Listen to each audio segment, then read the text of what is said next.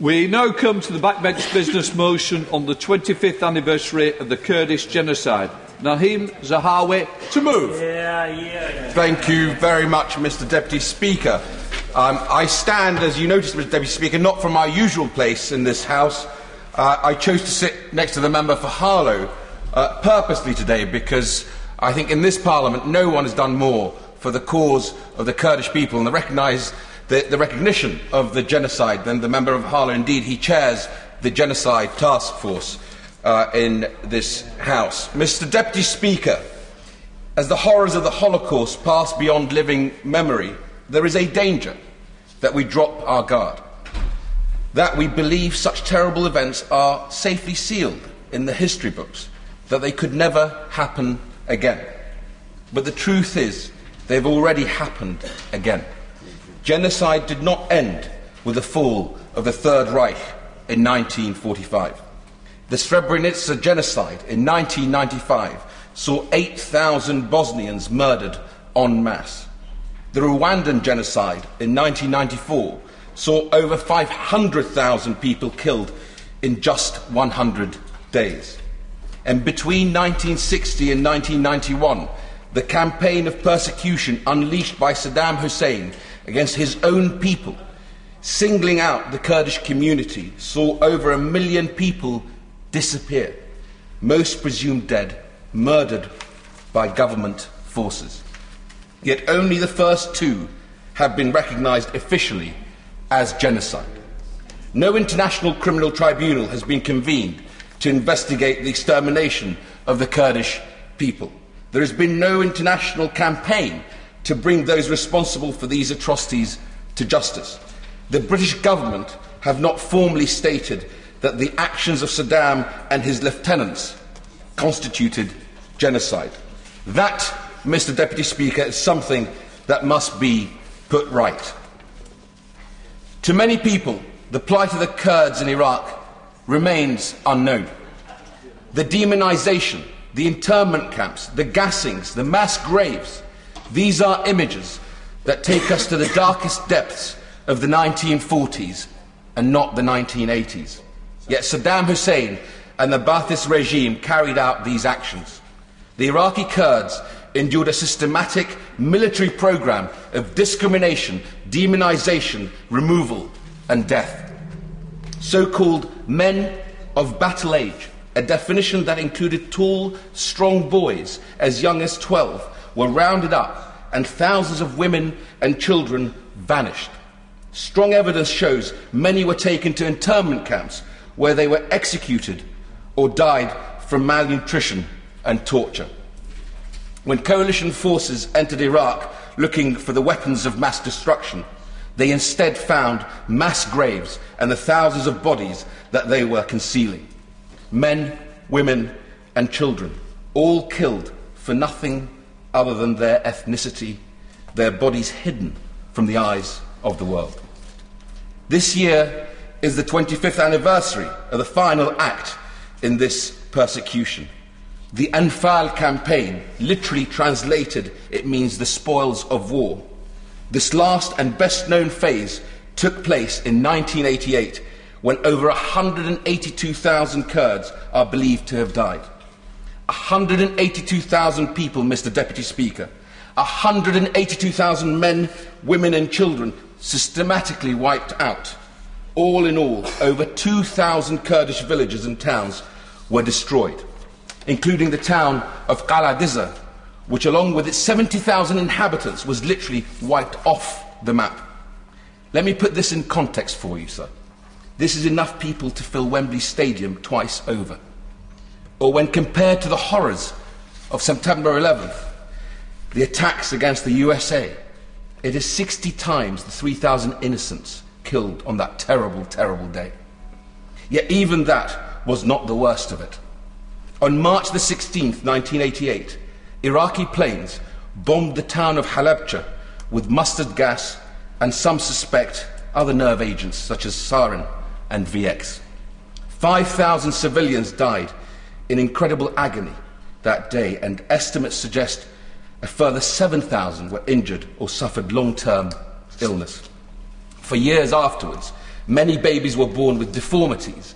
And even today, if you visit Halabja, as I have done, you will see mass grave sites and the basements of bombed-out buildings remain contaminated.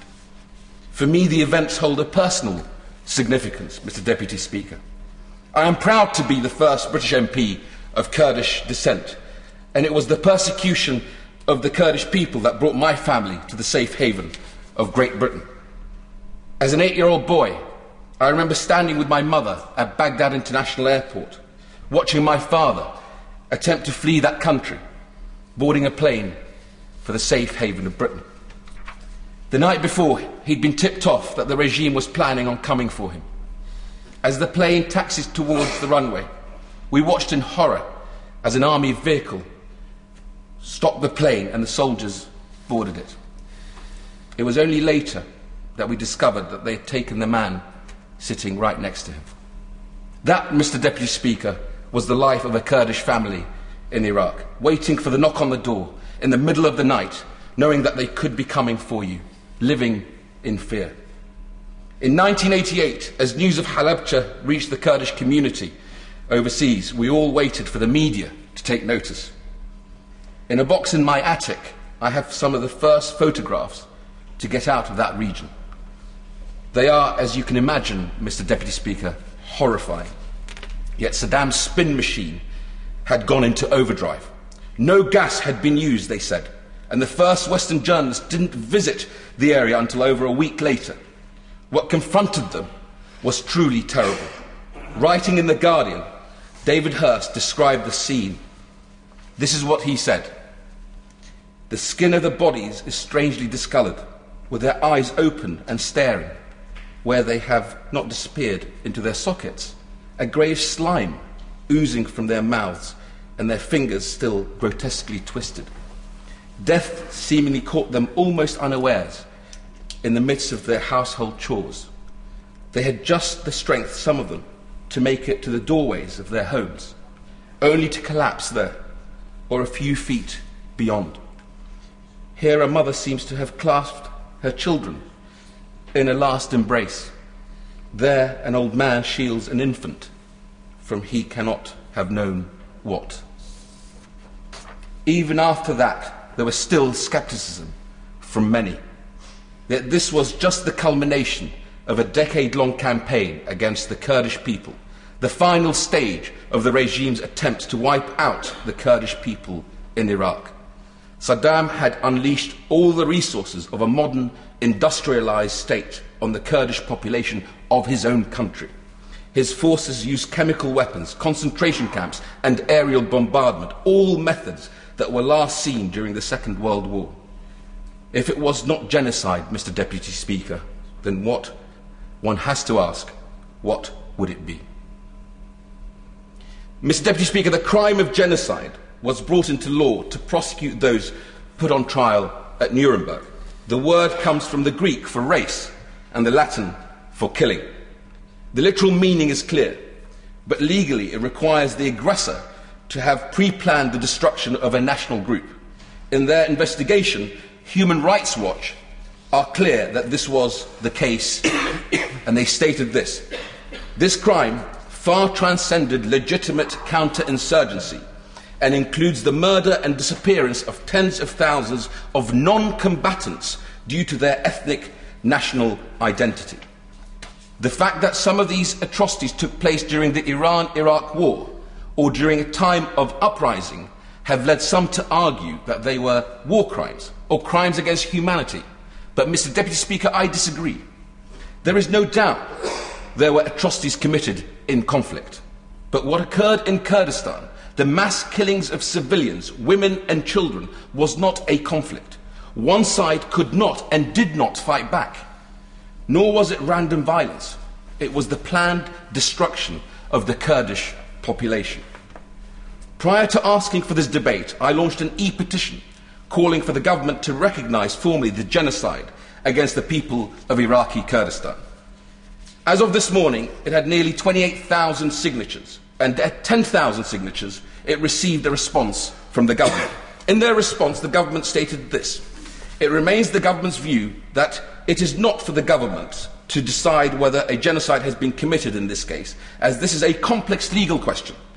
Where an international judicial body finds a crime to have been a genocide, however, this will often play an important part in whether we will recognise one as such. Yet without international pressure, it is unlikely that an international judicial body will begin a prosecution in order to provide that important part that the government requires. Then there is also the fact that many of those responsible, including Saddam himself, were tried and executed for other crimes before an international court could intervene on the question of genocide. However, in March 2010, the Iraqi Supreme Court ruled that the operations of 1988 were genocide. This was 4 years after Saddam was executed for crimes against humanity. But there is no doubt now that he should also have stood trial for genocide as well. I will. And I apologise for being a couple of minutes late for the start of his speech, which caught me out. I think the case he's making is very strong. Isn't it also the fact that some other countries' parliaments have already said, in their opinion, Norway being one, that there was a genocide, and therefore the defence, the position that the British government is taking, needs to be reconsidered? I thank my honourable friend for that intervention. He's absolutely right, and I'm coming to that in my speech. It's not just Norway, there are other countries as well, as he cites.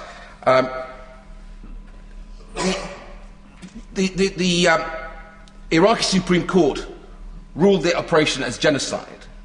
And earlier this year, the Norwegian government, as we've just heard, recognised the Anfal campaign as genocide, stating that the judgment in Iraq, in accordance with international law, justified this decision. Sweden then followed with the Swedish Parliament stating that, based on research, statements from organisations and the 2010 judgment in Iraq, was legally able to make this declaration. In the Netherlands, we have even seen a Dutch citizen successfully prosecuted for his part in this genocide. Frans van Anrat was tried at The Hague and charged, amongst other things, with selling chemicals, knowing they were going to be used for genocidal purposes. Such a charge required the court to decide whether or not the Anfal campaign was indeed genocide. Unsurprisingly, they agreed it was. So there exists a judicial decision in Iraq, a decision at The Hague, and the decisions of other nations stating their support for the genocide that was committed against the Kurds. So the United Kingdom can act and make it clear to the world that this government recognises the genocide committed against the Kurdish people. Mr. Deputy Speaker, but beyond the legal arguments, there is another important dimension. Around the world, the United Kingdom carries enormous moral weight. I am proud that Britain is at the forefront of the international community when it comes to protecting human rights and standing up to regimes that threaten their people and their neighbours. That is why we must be at the forefront of this argument. Certainly. Can I congratulate the honourable gentleman and stand shoulder to shoulder with him with his desire to see this recognised as a genocide. But in relation to the point he's just making, with almost 38 million Kurdish people across Syria, Iran, Iraq and Turkey, does he also think that this bolsters the position of Kurdish people today? And in fact, does he also believe, with tremendous concern at the position of Kurdish people in Turkey at the moment, that it is important that we recognise these past sins? I thank the honourable gentleman for his intervention. I think he's quite right. I don't think the Kurdish people can get closure on the dreadful, horrific crimes that were committed against them in Iraq. And this will go one step if this Parliament today recognises what took place as genocide and will send a clear message to all those countries who may at some point be tempted to attack their own people for their ethnicity, to certainly think twice about that. So I thank him for being here and supporting this motion. Jeremy Clark. I give way. way, and I congratulate him on getting the debate and his speech today, which I think will do a great deal to create greater understanding of the plight of Kurdish people in all countries. Would he, however, reflect for one moment that whilst what happened in 1988 was genocide and was appalling, this country, to its shame, continued selling arms to Iraq and indeed took part in the Baghdad arms fair less than a year later and continued supplying weaponry to Iraq, which could and may well have been used against the Kurdish people in their continuing oppression? Well, as I said earlier in my opening remarks, and I thank him for his intervention, that the Saddam Hussein spin machine, all the instruments of power that were available to him, including a number of people who lobbied very hard, this Parliament and the government of the time, to continue to do business with Saddam. But I have to, at this point, then recognise John Major in his contribution to safeguarding the Kurds in 1991 when Saddam used his helicopter gunships to attack the Kurdish people post the Iraq invasion of Kuwait, where this government and this country decided to place a no-fly zone to protect the Kurdish people as well as the people of the south of Iraq, the Shias of Iraq, who were coming under a similar attack. I will give way. I congratulate the honourable gentleman on getting the debate today, but does he not see what he said today and what he's asking for as a step for justice for the Kurdish people across the Middle East? Because various countries of the Middle East have been mentioned, for example Turkey. The way I see it, the honourable gentleman's done quite a service today if it starts, to use an expression, the ball rolling for justice for the Kurdish people across the Middle East, but in particular Turkey. I thank the honourable gentleman for his intervention. I think that if we can send a clear message today that we recognise what took place in Iraq as genocide against the Kurdish people, it will send a clear message, as I, in my response earlier, said to all those leaders of those countries in the region that they cannot, or they certainly should think twice before they decide to attack their own people, as we're seeing currently in Syria. Indeed, we know that today there's a conference in Rome where the Foreign Secretary is taking part to try and see what more we can do to safeguard the welfare of the Syrian people. Mr. Deputy Speaker, I would just returning to my earlier remarks, I am truly proud that Britain is at the forefront of the international community when it comes to protecting human rights. So recognising the Kurdish persecution as genocide will send a strong message to those totalitarian regimes around the world who may consider committing such acts. After all, history has shown us that when a dictator thinks they will get away with it, they will commit atrocities against their own people. We need only turn our gaze to Syria to remind ourselves of that. It is only by raising international awareness of these crimes that we will educate people against the intolerance and hatred that led to these heinous acts. It is only by providing the perpetrators of these crimes, by proving that the perpetrators of these crimes can and will be brought to justice, that we will make the dictators of this world think before they act. It is through the recognition of the Kurdish genocide that we can ensure these aims and that the British nation can cement its position as a protector of liberty and human rights. I commend this motion to the House. The question is, as on the order paper. Megman. Indeed, Mr. Deputy Speaker, I refer to my entries in the Register of Members' Interests. It is an honour to speak in this important debate. Over the last 5 years, I have been involved with the Kurdistan region of Iraq all-party parliamentary group, which I am now proud to co-chair with my honourable friend, the member for Stratford-on-Avon, who has eloquently set out the reason for this debate. I should mention, Mr. Deputy Speaker, that the all-party group is very active and has an excellent website with a range of views and news, and members can look at the issues around Kurdistan and look at the issues relating to this debate on that website at www.appgkurdistan.org.uk. Genocide, as my honourable friend has said, is the methodical killing of all the people from a particular national, ethnic or religious group. Today's debate is an important milestone towards persuading this House, the wider public and the international community to recognise the attempted genocide in Iraq of the Kurdish people by Saddam Hussein.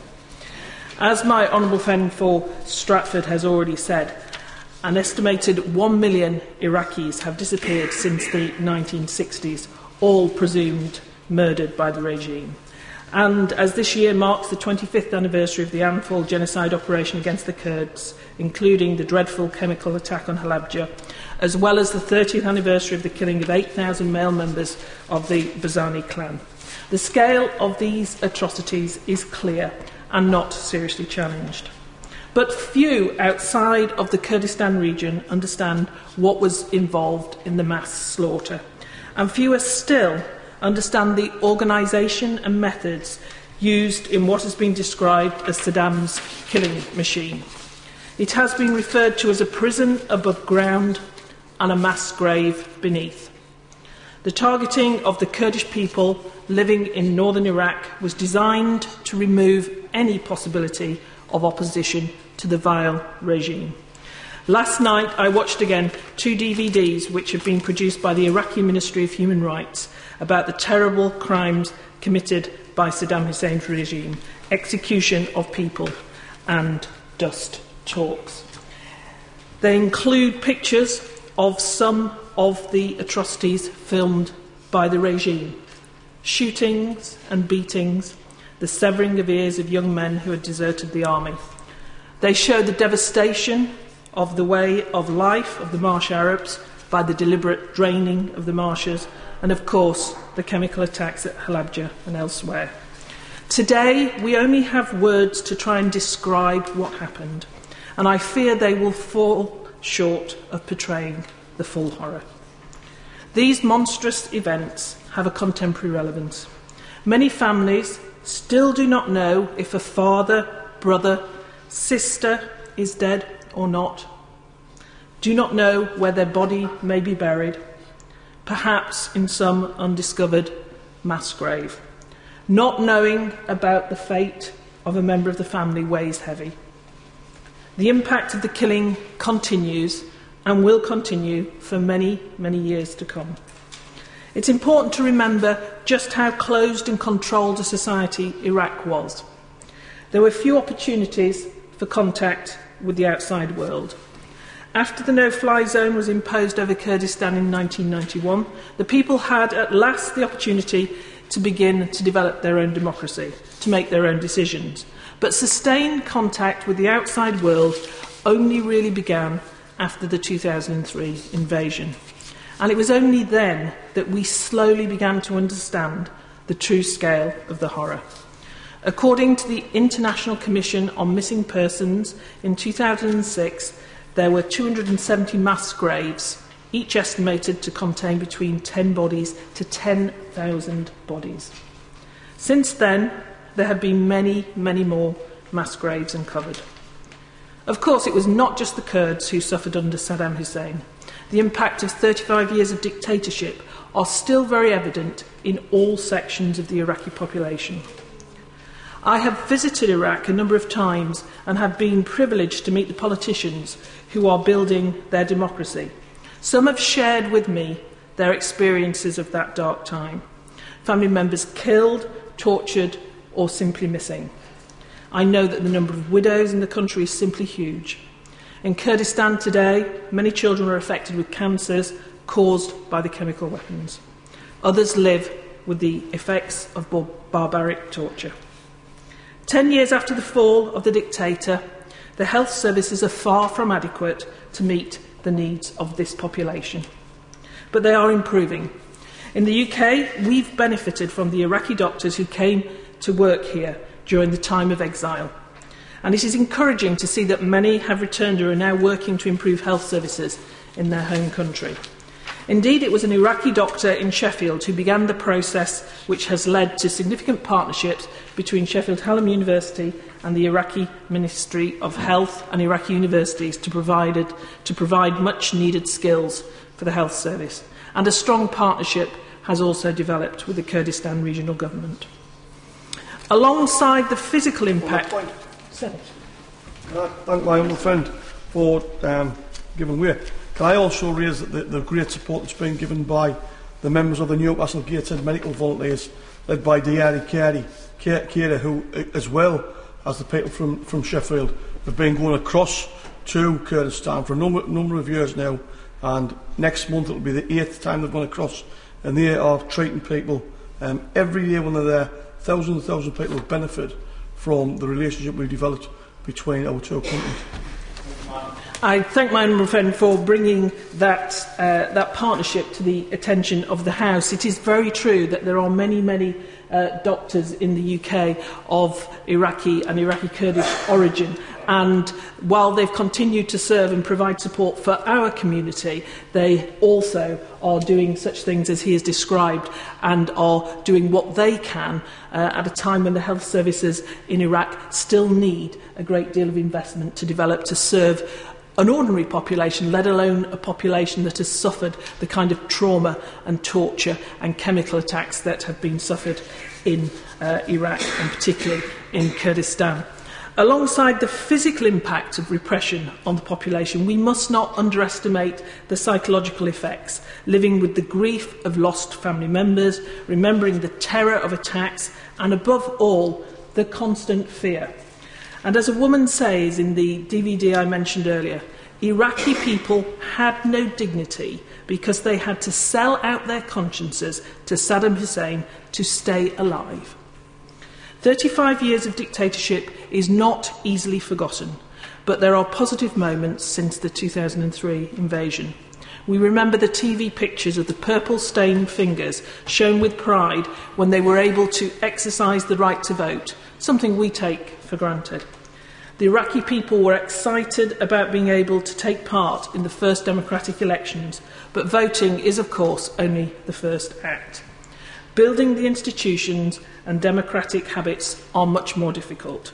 All the more difficult when you have not been allowed to make your own decisions, and acting on your own initiative was a risky thing to do. My involvement with the Kurdistan Regional and Iraqi National Parliaments has shown me just how difficult this task is. But it is a task to which many brave Iraqis are committed.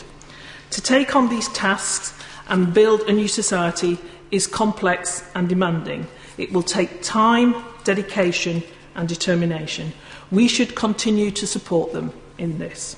An important way to do that is to formally recognise what happened to them. Former French Foreign Minister Bernard Kouchner argues that human rights should mean that people are protected within their own countries. When these rights are violated, it is the duty of the international community to honour victims and to ensure history cannot repeat itself. If democratic governments cannot be clear about genocide and say that such crimes must be stamped out, then who will?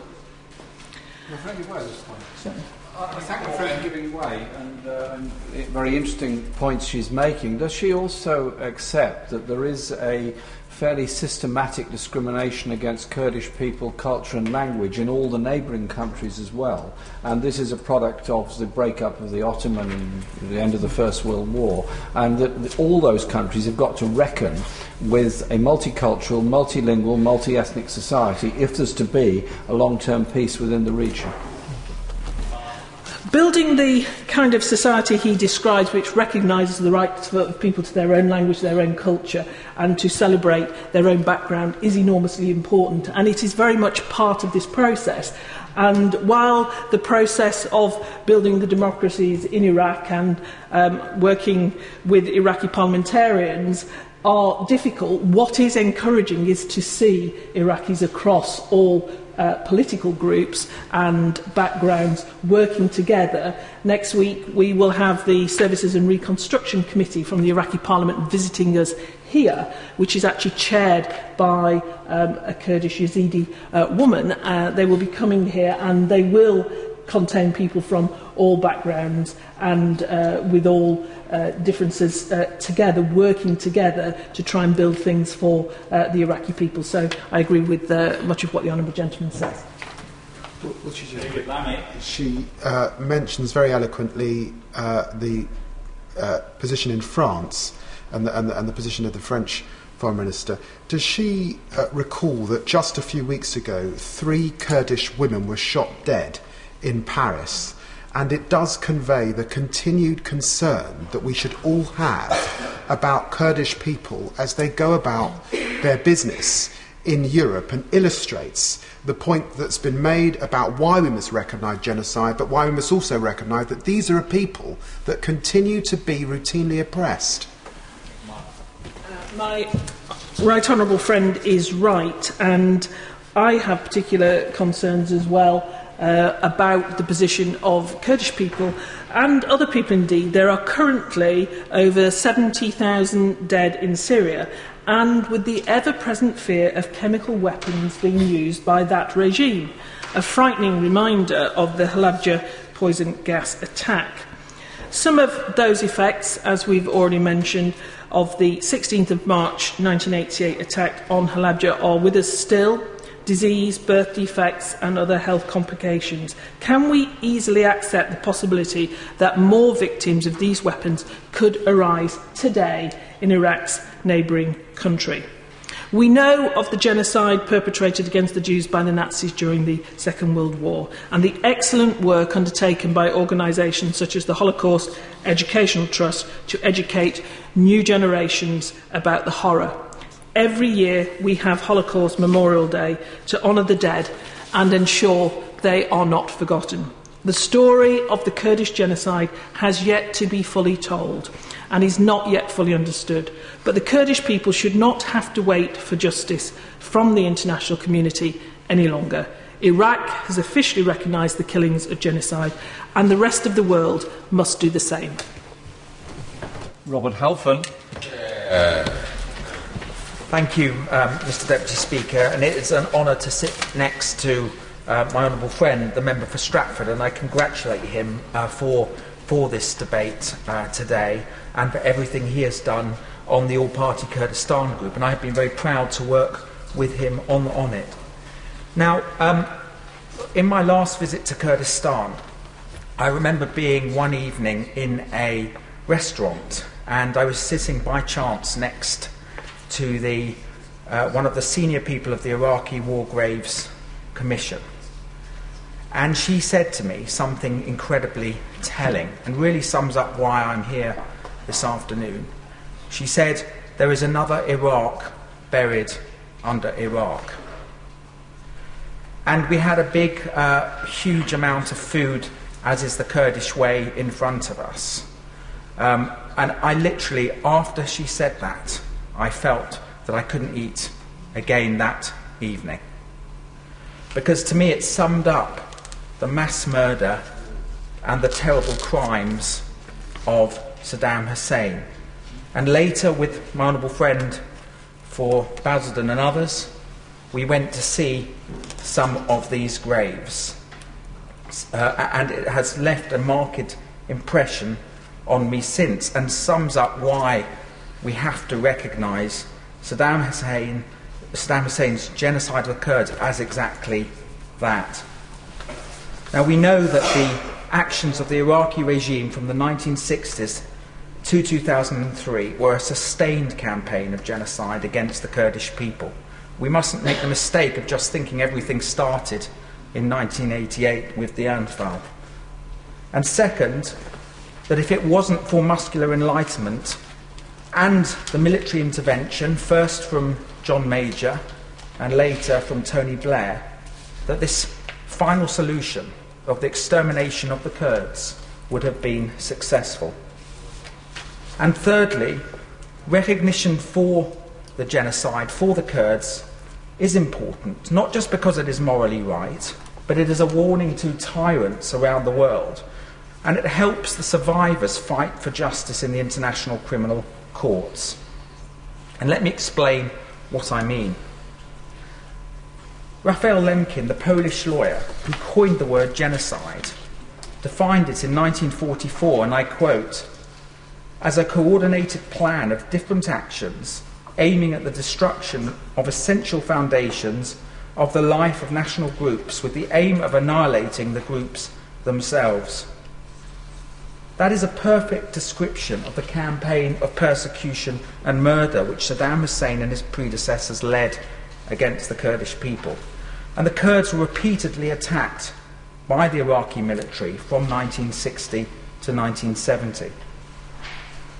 In March 1970, Iraq publicly announced a peace plan to the world for Kurdish autonomy, but privately they started an aggressive Arabization program in the oil-rich regions of Kurdistan, forcibly removing people and seizing their property. In 1974, Iraq then began a new bombardment against the Kurds. In March 1975, Iraq and Iran signed the Algiers Accord, cutting humanitarian supplies to Kurdistan. And over the next 3 years, 200,000 Kurds were forcibly deported to other parts of Iraq. During the Iran-Iraq war in the 1980s, the regime implemented anti-Kurdish policies, pogroms in essence, and a civil war broke out. Iraq was condemned, but was never seriously punished. The result was that the genocide accelerated. First the Kurds were demonized, then they were marginalized, then they were persecuted, and finally they were massacred. All the stages of genocide. Between 1986 and 1989, the Anfal campaign led to the destruction of over 2,000 villages and towns and the murder of more than 180,000 Kurdish civilians. That was the cold-blooded use of ground offences, internment without trial, disappearances, aerial bombing, torture and rape as a weapon of war, destruction of whole villages and towns, mass deportations, firing squads, and chemical attacks, including the inhuman attack on the Kurdish town, as so movingly described by my honourable friend for Stratford of Halabja in 1988, that killed 5,000 people almost instantly. And we shouldn't forget that when, just before Saddam Hussein dropped the mustard gas, they dropped bombs to blow up the windows of the houses so none of the Kurds could actually escape inside the buildings and retreat from the mustard gas. Now, after the collapse of the Kurdish uprising in March 1991, 1.5 million Kurds became refugees. And it was only then, after decades of escalating violence and genocide, that in April 1991, the United Nations Security Council passed Resolution 688, demanding peace in Kurdistan and access for humanitarian agencies. And disgracefully, this was the first international resolution, the first to mention the Kurdish people by name. In 2004, Human Rights Watch said, in the last 25 years of the Ba'ath Party rule, the Iraqi government murdered or disappeared some 250,000 Iraqis, if not more. And as with every other genocide, the methods of killing became ever more sophisticated. Think shooting in the woods by the Nazis, and then the concentration camps. And my honourable friend for Basildon will remember going to a prison called the Red Room, which was in essence a mini concentration camp, where there were rooms called the party rooms, where women were raped, their babies and their fetuses were literally thrown into ovens outside. Now, I've never seen anything like that in my life, and I never want to see it again. In fact, on my second visit, I stayed outside what is called the Red Room because I did not want to go inside and see what I had seen. Saddam and the Baathists were determined to vacuum the Kurds from Iraq, partly because of Arab nationalism and partly a desire to gain full control over Kurdish lands and oil. And if you define genocide as scientifically planned mass murder, then the Kurds suffered genocide. Now, I know that there is always a debate about definitions, but the Anfal campaign was a murder of 182,000 people and the displacement of 1.5 million just because they were Kurdish. How is this any different, for example, from the 1995 massacres of 8,000 Muslims at Srebrenica, which has been ruled to be a genocide by the International Criminal Court? How is it different from Rwanda, where 800,000 Tutsis died in 1994, which the UN rightly recognises as a genocide? How is it different from Darfur, where the International Criminal Court in 2010 issued an arrest warrant for the President of Sudan on genocide charges after 300,000 people were murdered and millions were displaced? Yugoslavia, Rwanda are recognised formally by the United Nations as having had genocides. The US Secretary of State Colin Powell said that the massacres in Darfur were a genocide. And since that time, however, no other permanent member of the UN security has followed suit. Now, I accept that the Minister will feel hemmed in by the definitions. But to the man in the street, how are the scientific murders of Darfur, of Rwanda, or what happened in the former Yugoslavia any different from what happened in Kurdistan? In 1948, the United General Assembly adopted the Convention on the Prevention and Punishment of the Crime of Genocide, and it legally defined the crime of genocide as, and I quote, any of the following acts committed with intent to destroy, in whole or in part, a national, ethnical, racial or religious group as such, killing members of a group, B, causing serious bodily or mental harm to members of the group, C, deliberately inflicting on the group conditions of life calculated to bring out its physical destruction, D, imposing measures intended to prevent births within the group, E, or forcibly transferring children of the group to another group. Now that is plain and clear in that convention, and that is exactly what has happened to the Kurds in Iraq over the last 50 years. It's worth remembering too, as my honourable friend noted, that in December 2005, a court in The Hague ruled that the Kurdish people had faced genocide in the 1980s. Now, my next point is that what stopped the genocide was actually NATO intervention, what I have termed muscular enlightenment. In April 1991, John Major and his Western allies established proper safe havens inside Iraqi borders and a no-fly zone. And it's good to see Lord Archer, Mr. Deputy Speaker, in these parts, who was so instrumental to making that happen. Kurdish guerrillas recaptured Erbil and founded the Kurdistan Regional Government, which was ultimately recognised by the new Iraqi constitution in 2005. By the beginning of 2006, the two Kurdish administrations of Erbil and Sulaymaniyah were unified. It is now one of the most moderate and democratic regions of the entire Middle East. And it disproves those who say that the Middle East is not ready for democracy. People always say they're just not ready yet. It won't happen for a long time. It's going to take hundreds of years to build. But the Kurdistan people, despite what they have suffered, have built a democracy, not perfect, but a good democracy with the rule of law, property rights, equality towards women, religious tolerance, and elections, all the requirements that we understand as being the values of freedom. And it is no accident that Christians across the rest of Iraq, where do they go when they are being persecuted? They go to Kurdistan because they know that they will be treated fairly and equally, as is right. Now finally, we must recognise Saddam Hussein's actions for what they were. Recognition is morally right. It acts as a warning to other dictators around the world, and it will help Kurds to fight for justice in the International Criminal Court. Unlike Nazi Germany, where many of those responsible for the Holocaust were tried, there has little justice happened to those who actually caused the Kurdish genocide. It is a frightening thought, but it is said that some of the organisers of the Anfal and the pilots who dropped the chemical weapons remain at large and may even be in Europe, and others are in positions of responsibility in Iraq's military and government.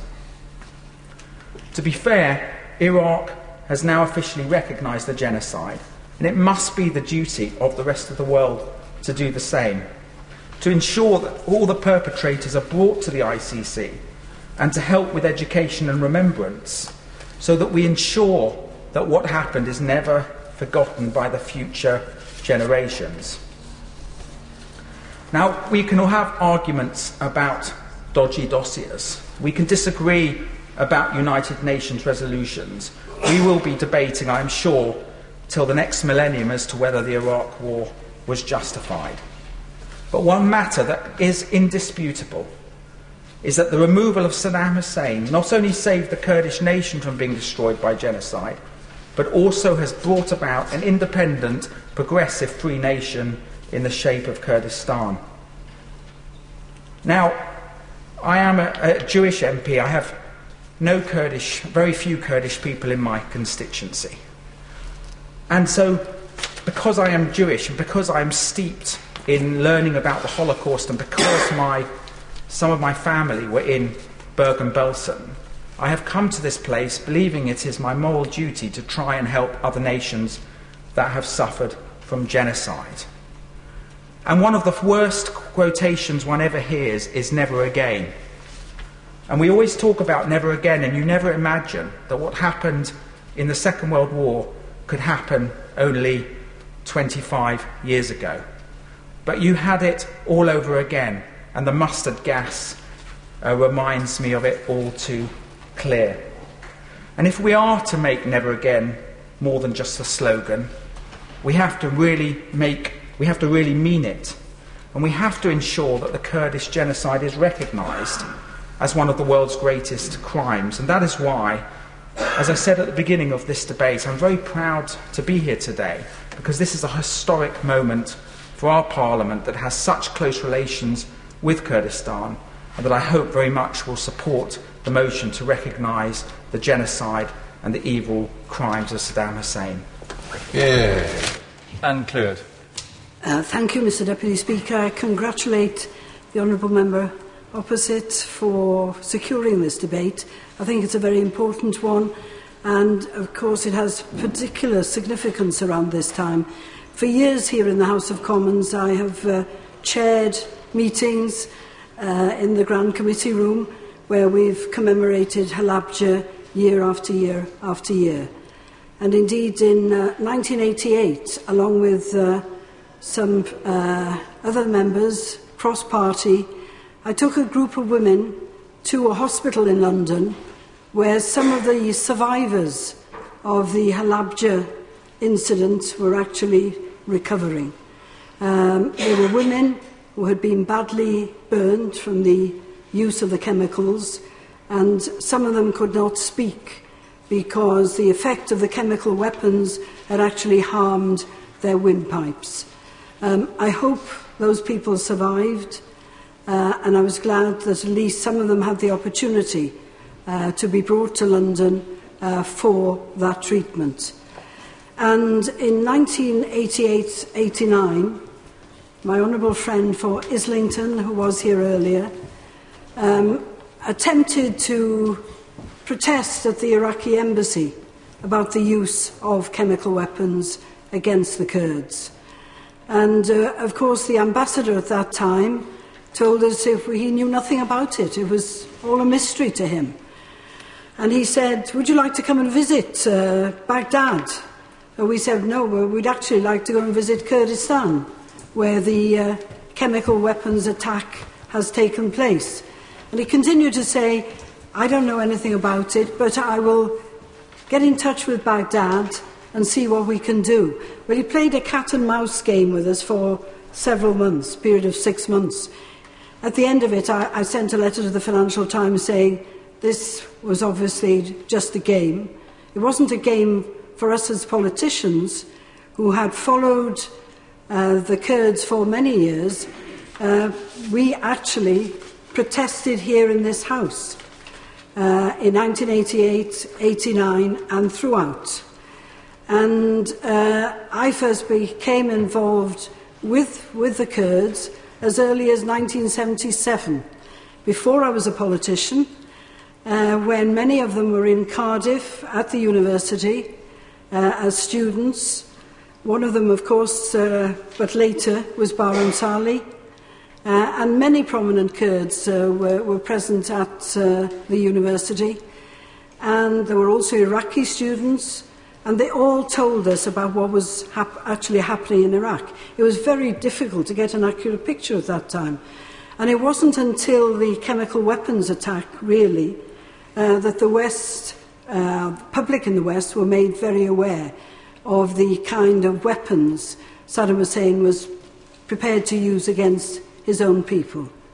Of course, the charge of genocide was proved in the tribunal in Iraq, where many prominent Iraqis and Iraqis mainly were tried, and Ali Hassan al-Majid, of course, who subsequently was sentenced to death and was known as Chemical Ali, and the charge of genocide was made against him, and the charge of genocide was proved against Ali Hassan al-Majid.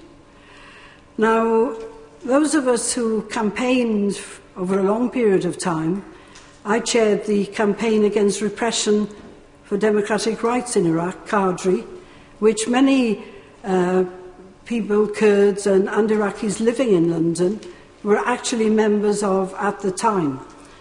And one of the things that we did constantly was publish the records of what was happening to the Kurds, to the Iraqis, what was going on in the prisons.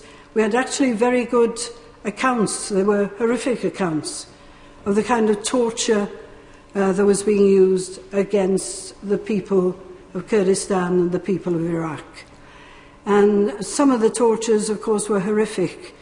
And later, when I actually opened the Genocide Museum in Kurdistan, when it was first opened, and I remember relatives of those who had been killed during the Anfal campaign coming to me. It was a very memorable day. It was snowing, it was grey, and to go into that museum of torture, to see where so many Kurds had perished at the time, left a lasting impression on all of us.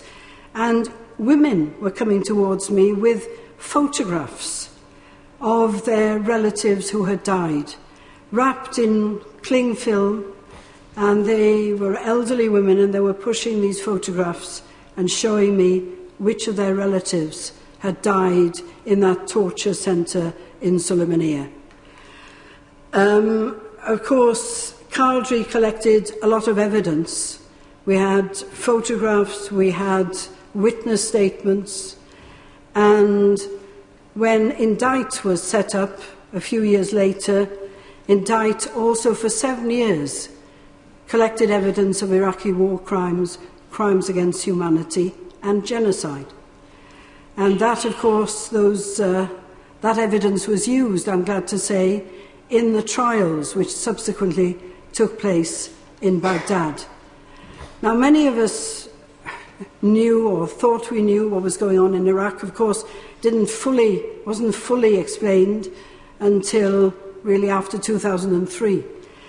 But I first went to Kurdistan in 1991, and I went back there, I suppose, every 2 or 3 years after that. And, you know, there were constant stories of disappearances, of sightings of people in prisons, and nobody quite knew where many of their loved ones had gone. But we know that the Anfal campaign was horrific. Now, I look back at a Human Rights Watch report, which was published in July 1993, and it's headed Genocide in Iraq, the Anfal campaign against the Kurds. And it says that allegations about enormous abuses against the Kurds by government security forces had been circulating in the West for years before the events of 1991. Kurdish rebels had spoken of 4,000 destroyed villages and an estimated 182,000 disappeared persons during 1988 alone. The Anfal, the official military code name used by the government in its public pronouncements and internal memoranda, was well known inside Iraq, especially in the Kurdish region. As all the horrific details have emerged, remember this was written in 1993, this name has seared itself into popular consciousness, much as the Nazi German Holocaust did with its survivors. The parallels are apt and often chillingly close.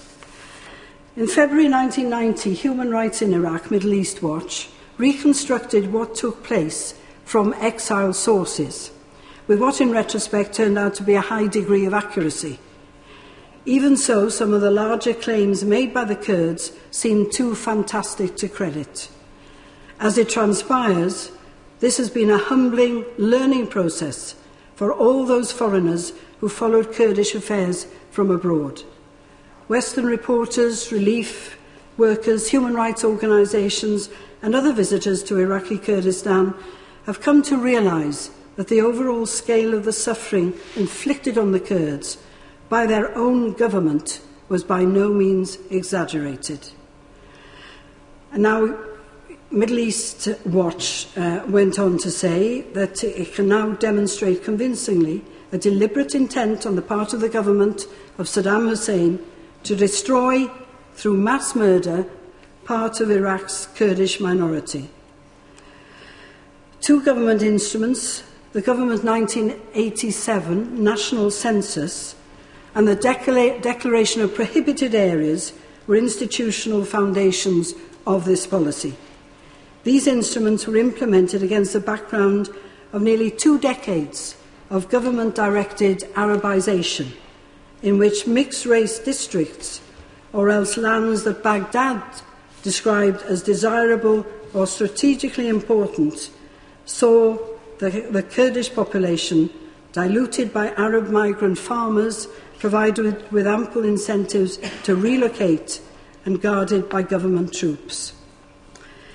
The logic of the Anfal, however, can't be divorced either from the Iran-Iraq war, because after 1986, both the PUK, Patriotic Union of Kurdistan, and the KDP, the Kurdistan Democratic Party, the two major parties, received support from the Iranian government and sometimes took part in joint military raids against Iraqi government positions. And it goes on to describe the link. Now, that, of course, doesn't make any difference to what Saddam Hussein did to his own people.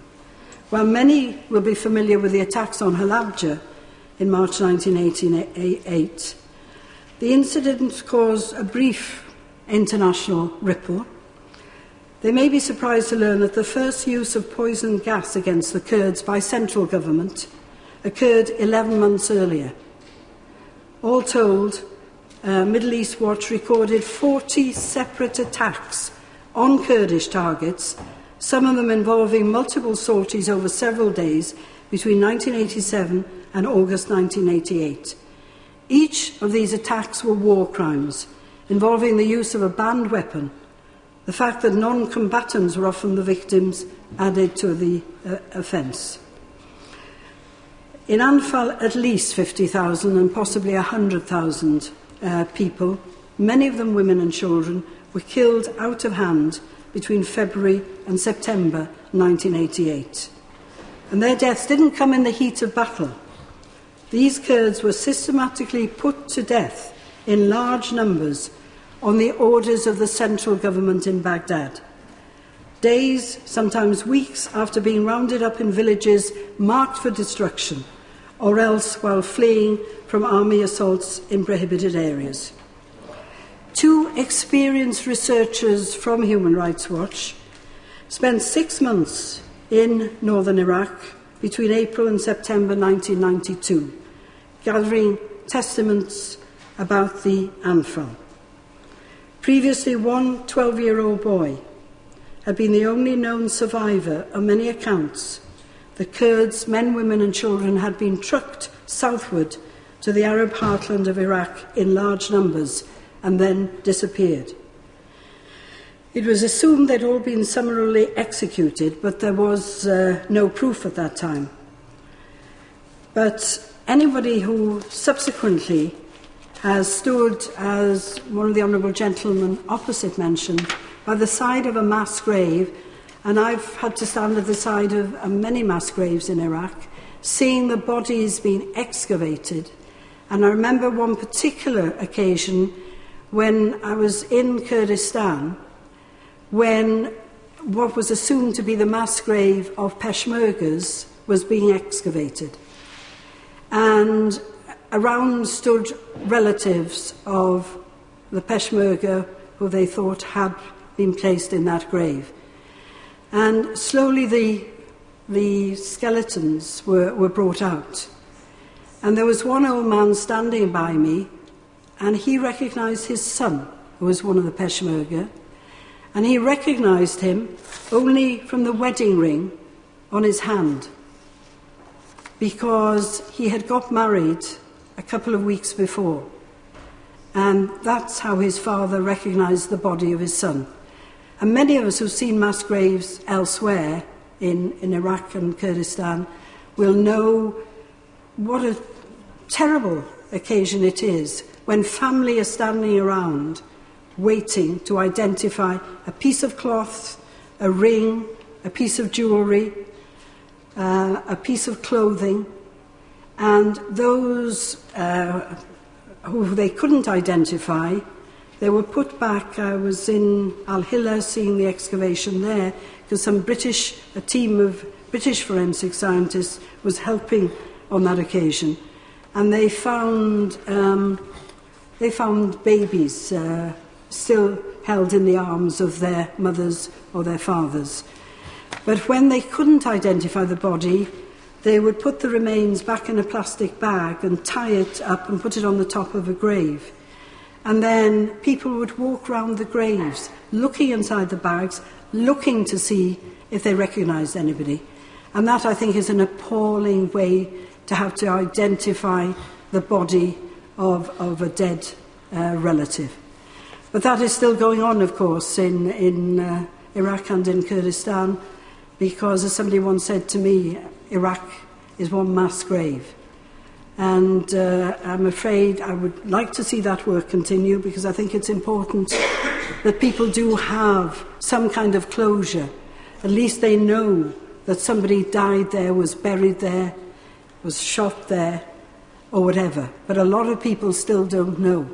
And when you saw people queuing outside the Free Prisoners Association, you know, in queues down the streets, just trying to get in to find if they've got any information on a missing person, there are still a lot of people in Kurdistan and in Iraq as a whole who are very much in grief because they haven't had closure on the death of their relative.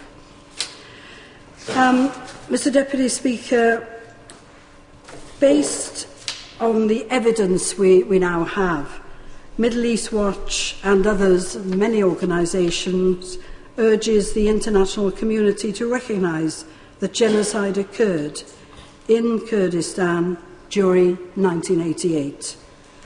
And the legal obligations to act on the basis of this information, to punish its perpetrators and prevent its recurrence, are of course undeniable. As I said at the beginning, there were many people who came to Qadri and told us what had happened to their relatives. In the 1980s, an Iraqi mother told us about her son, who was typical of so many thousands of people who have died in Iraq. He was a medical student who went out one day and never returned. Many months later, she was told to go to the mortuary and collect his body. She was led to the room where his body was to be found, and she said, quote, "When I entered and saw what was inside, I could not believe that there are people who could do such things to other human beings. I looked around and saw 9 bodies. My son was in a chair. He had blood all over him.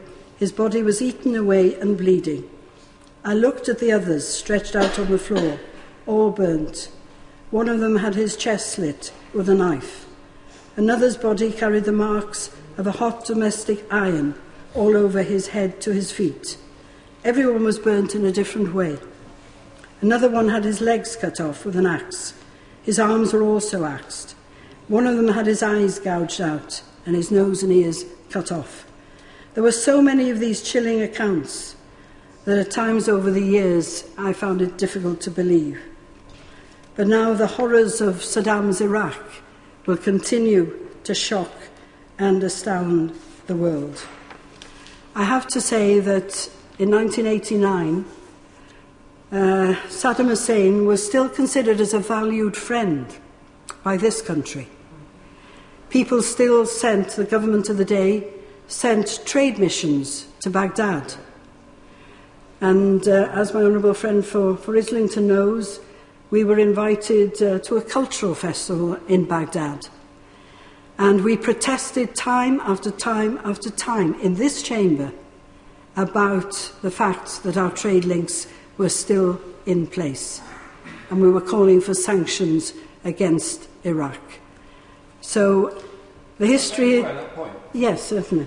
I thank my friend for giving away that point, and she raised the issue many times in the 1980s. Does she recall a delegation that she and I took part in to both the Foreign Office and the Department of Trade, suggesting we should not take part in the Baghdad Arms Fair in 1989 and we should suspend all arms trades with Iraq at that time, and we were rebuffed by the ministers on that occasion? Mr. Deputy Speaker, I remember that very well. It wasn't the only occasion on which we were rebuffed on these issues, because we continued the campaign, and many others did, who are long gone from this House.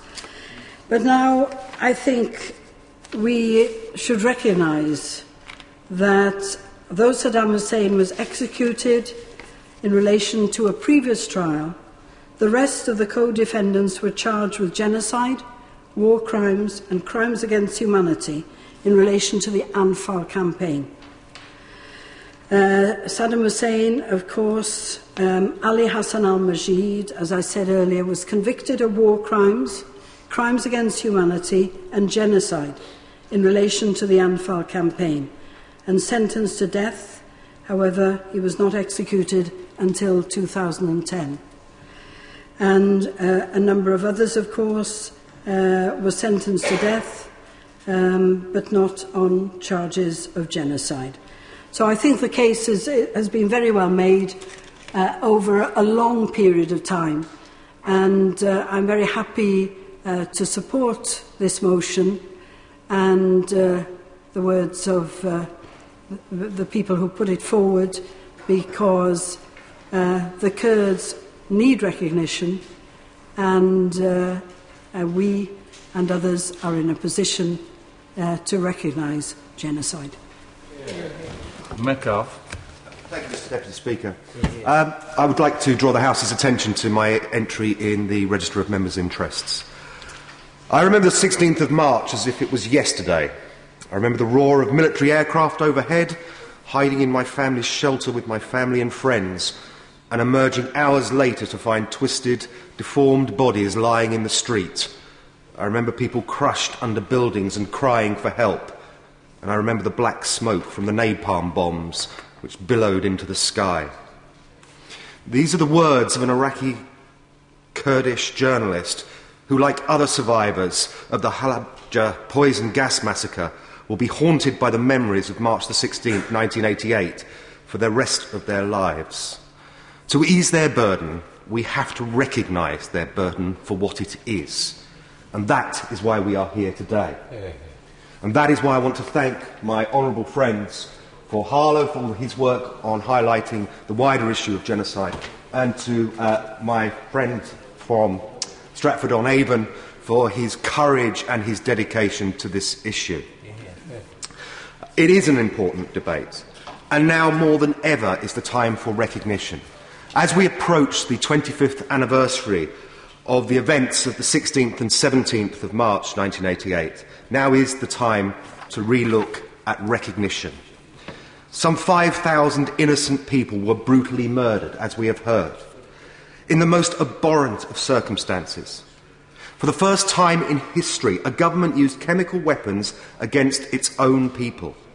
As mustard gas and nerve agents rained down, the Kurdish people could do nothing but succumb to the brutal agony that these chemical weapons induce. As we have heard, this is but a snapshot of the Anfal genocide inflicted on the Kurdish people by Saddam Hussein and Chemical Ali between 1987 and 89. I say genocide because I truly believe that's what it was. As I understand it, and as we have heard explained, genocide can be defined in many ways as the gravest crime against humanity that is possible to commit. It is the mass extermination of a particular group of people in an attempt to wipe them off the face of the earth. In his own words, Saddam Hussein commissioned his cousin to solve the Kurdish problem and slaughter the saboteurs. In doing so, he initiated a 2-year genocidal campaign characterised by mass summary executions, the disappearance of many tens of thousands of non-combatants, the destruction of some 2,000 villages, and the death of tens of thousands of women, children and elderly people held without judicial order in jail. We must, as a parliament and as a nation, recognise these atrocities for what they were: genocide. Now, I'm a member of the all-party parliamentary group on Kurdistan and as such have had the privilege of visiting the region last year. And before I continue on the topic of this debate, I just wanted first to pay homage to Kurdistan, many of whom are following this debate here today, for the great strides they have taken since the genocide. On the same day that I saw for myself one of the many mass graves that scar the land, I also saw a nation earnestly seeking to move forward. There is so much to be positive about in Kurdistan, and it presents some exciting opportunities for British business. The Kurdistan region today is enjoying an unprecedented era of economic growth and in an ever-improving security situation. After decades of destruction, neglect and isolation, they are beginning to develop their economy, to let free trade prosper and to promote commerce and investment.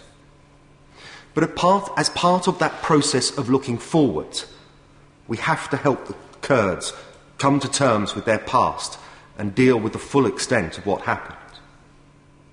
I remember during my visit to Kurdistan hearing again and again about the atrocities, seeing firsthand the visible signs of a nation bearing a great burden, and visiting the memorial museum that my honourable friend Pahalo talked about, that now is housed in a former torture centre, where many of the worst crimes were committed.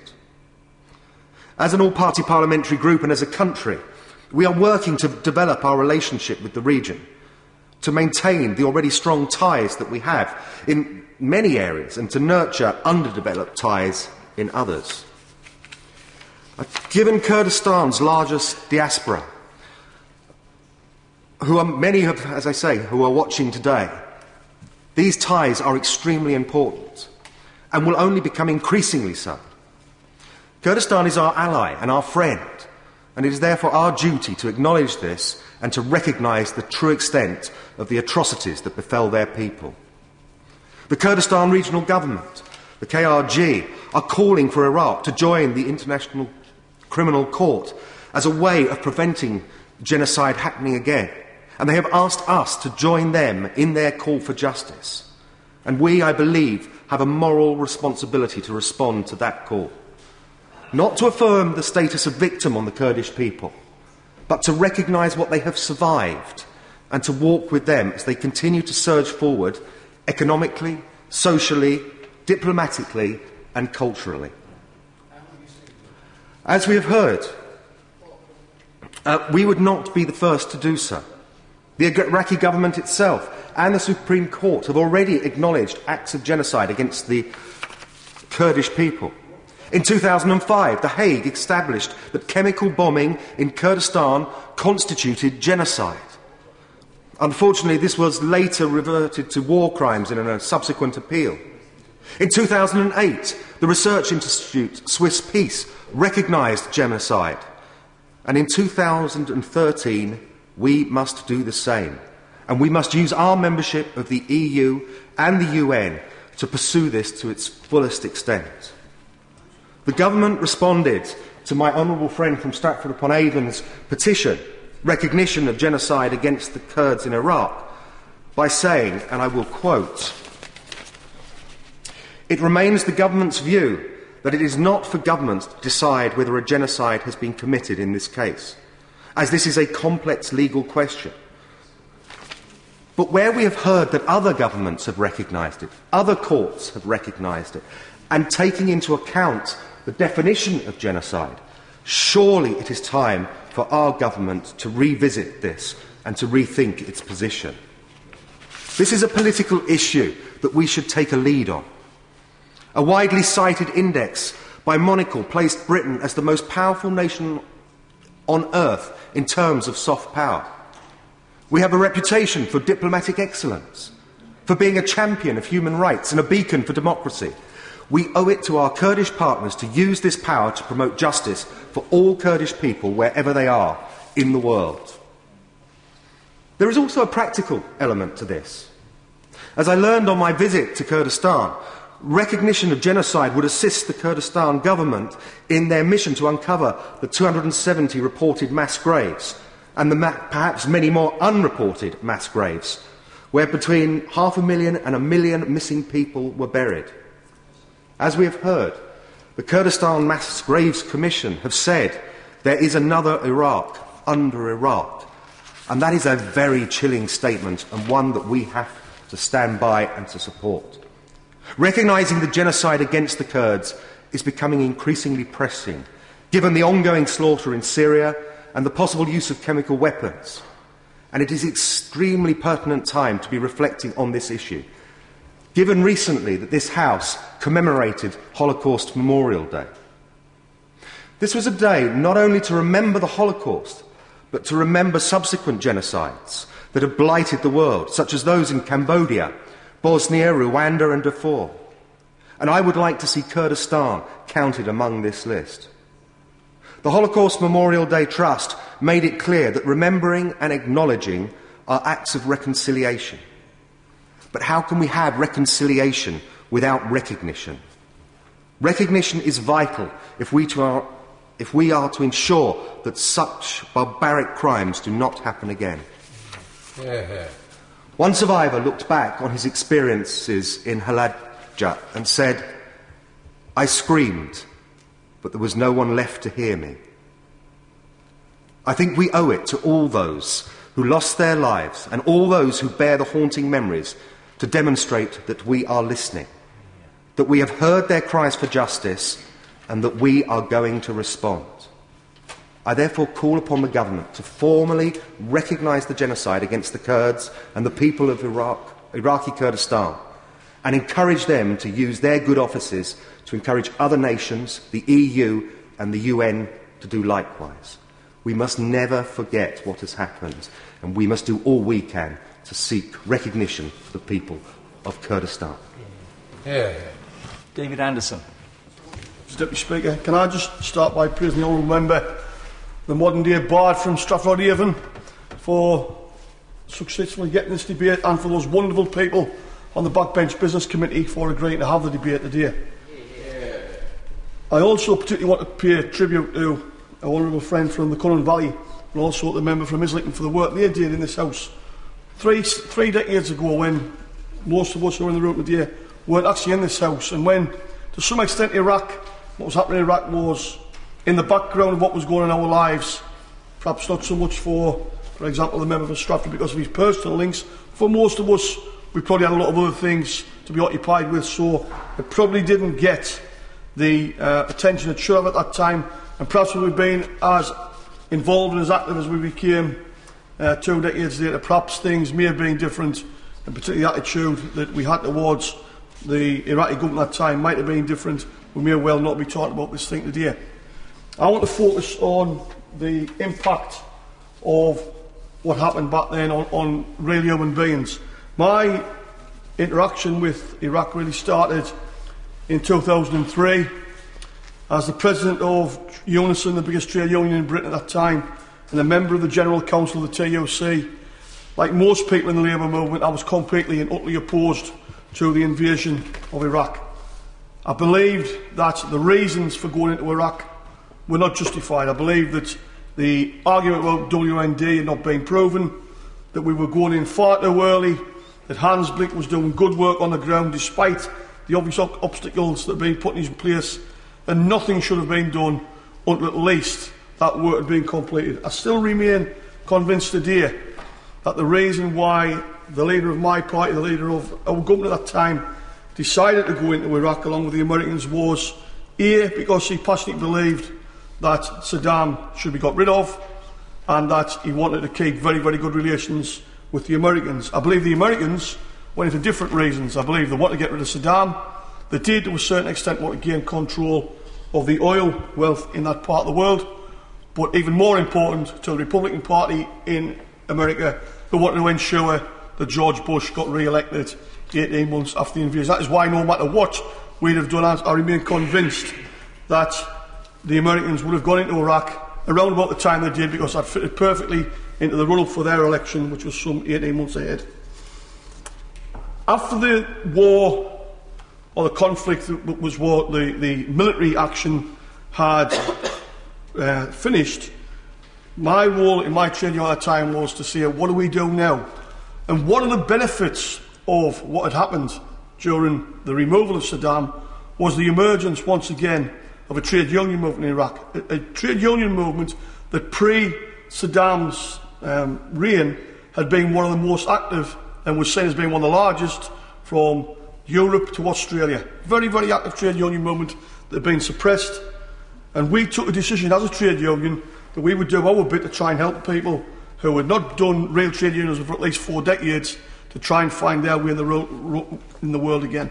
We set up a training scheme for trade union stewards, and we brought people from Iraq, which it was basically Kurdistan because the rest of Iraq no one could get out. We brought them to London, set up a training scheme for a small group of trade unions who would go back and train the trainers. Certainly. Is my honourable friend also aware of the work that's been done by the NAS-UWT, very similar with the Iraqi trade unions, doing exactly the same thing, training trainers so that they too can develop the Iraqi teachers union across the whole of Iraq? I thank my honourable friend for that mention. I'm very aware of that indeed. One of the people who I'm going to refer to later was a member of the delegation that I led in 2006, who was the treasurer of the NAS-UWT at the time, a woman who also chaired the TUC task group on Iraq. That training programme was so successful, we ended up expanding it, and instead of having to bring people out of Kurdistan to London, we brought them out of Kurdistan to Amman in Jordan, much, much easier in terms of numbers. And I was really proud when we were finally able to establish a trade union trainee school in Erbil, in Kurdistan, in early 2006. And as a newly elected MP, I was delighted to receive the backing of the trade union movement to take a delegation out to Erbil in early 2006. 8 of us went, including the members from the NAS-UWT, the Journalists Union, Unison, local councillors, and people who have been active in supporting the Iraqi cause for many, many years. We went out there just to see what we could do to develop trade unions on the ground. And I was immensely struck straight away by the attitude of the trade unionists that we met. These, to me, were comrades. The fact that they were from another part of the world was irrelevant to me. They were my friends, standing up for working people, trying to develop their skills so they could look after people properly. The first thing they said to me was, we need your help to get your government to start investing in this country. Because if they don't invest, we won't have work. If we don't have work, we don't have a trade union movement. A very, very simple equation. And we said, well, what can we do? What practically can we do?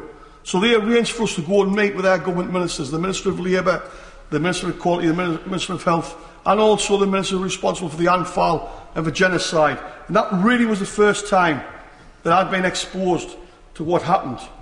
But the other thing that they said very, very clearly was, we thank you as a nation for what you did for us in 1991, and we thank you even more what you did for us as a nation in 2003 by liberating us. Now, for me, that was a shock. That was a slap in the face. I saw what happened in 2003 as an invasion. But it's all right for me sitting back here in the comfort of bleeding and saying it's really, really wrong to do that. It wasn't me that was being wiped off the face of the earth. It wasn't my parents who were being buried alive. It wasn't my village that was being flattened. It wasn't my way of life, my community that was being devastated and destroyed. But it was these people. And I had to listen to them. It still didn't change my mind about the fact of why we went in was wrong. But what did come very, very clear to me, and has ever since, is why on earth didn't we do it 20 years before? Because if we'd done it 20 years before, this disgraceful thing would not have happened. But what were we doing 20 years before? Unfortunately, we were doing the bidding of Saddam Hussein. We were, to an extent, sitting on our hands, supporting the Americans yet again, while they and the rest of the world powers were sitting happily back, watching the Iranians and the Iraqis wipe a million of their own citizens out, using them as pawns. And if, as a byproduct, we saw people like the Marshall Islands being wiped off the face of the earth, like the attack on the Kurds happening, well, we just had to ignore that. That was a price worth paying so that Saddam was able to keep the Ayatollah and his acolytes under control. Was it worth it in terms of the international situation? Well, other people, history will decide. For me, looking back and seeing what I do now, I think it was absolutely the wrong thing to do. We weren't just sitting back innocently. As was said before by the member of Cullen Valley and also by the member of Islington, we were actively engaged. We were selling this regime arms. We were selling both regimes arms, to be honest. And it was the wrong thing to do. And while it may well have been very, very grandiose in the big scheme of things, it did nothing to help the people on the ground. Since that first visit to Kurdistan, I've been back again to Kurdistan, also to Baghdad, and in both occasions I've been hugely impressed by the people, the real generosity, the warmth of these people. It's typical of the people of the Middle East, but it's even more noticeable, I think, in Kurdistan. It's like everyone from the North East. Everybody knows where in the world you're from, the North East. Always much warmer people, more generous, more humorous, more giving. Everybody understands that wherever they're from. But I will mention about, and it's been mentioned earlier by colleagues who've been across to Kurdistan, about the Red House, the torture chamber in Soleimani. Anybody who goes there can't feel what we struck for it. The first thing that struck me was, this is a huge building. It's a huge building on the main street of one of the biggest cities in that part of the world. There was no attempt to hide from the public what was going on in that place. And not only was there not an attempt, there was everything that was done was documented. People had before mentioned the Holocaust. They used exactly the same methods of the Holocaust, and that everybody was documented, everything was in triplicate, and it was just, they saw this as being a normal thing to do, to wipe people off the face of the earth because you didn't care for them and you wanted to supplement them with your own people. Absolutely unbelievable. But one of the things that always sticks in my mind was, in 2006, as we were walking out of the Red House, there's a reception. And in the reception there was 5 Kurdish guards sitting around just watching the TV. And on the TV, live, was a trial of Saddam Hussein.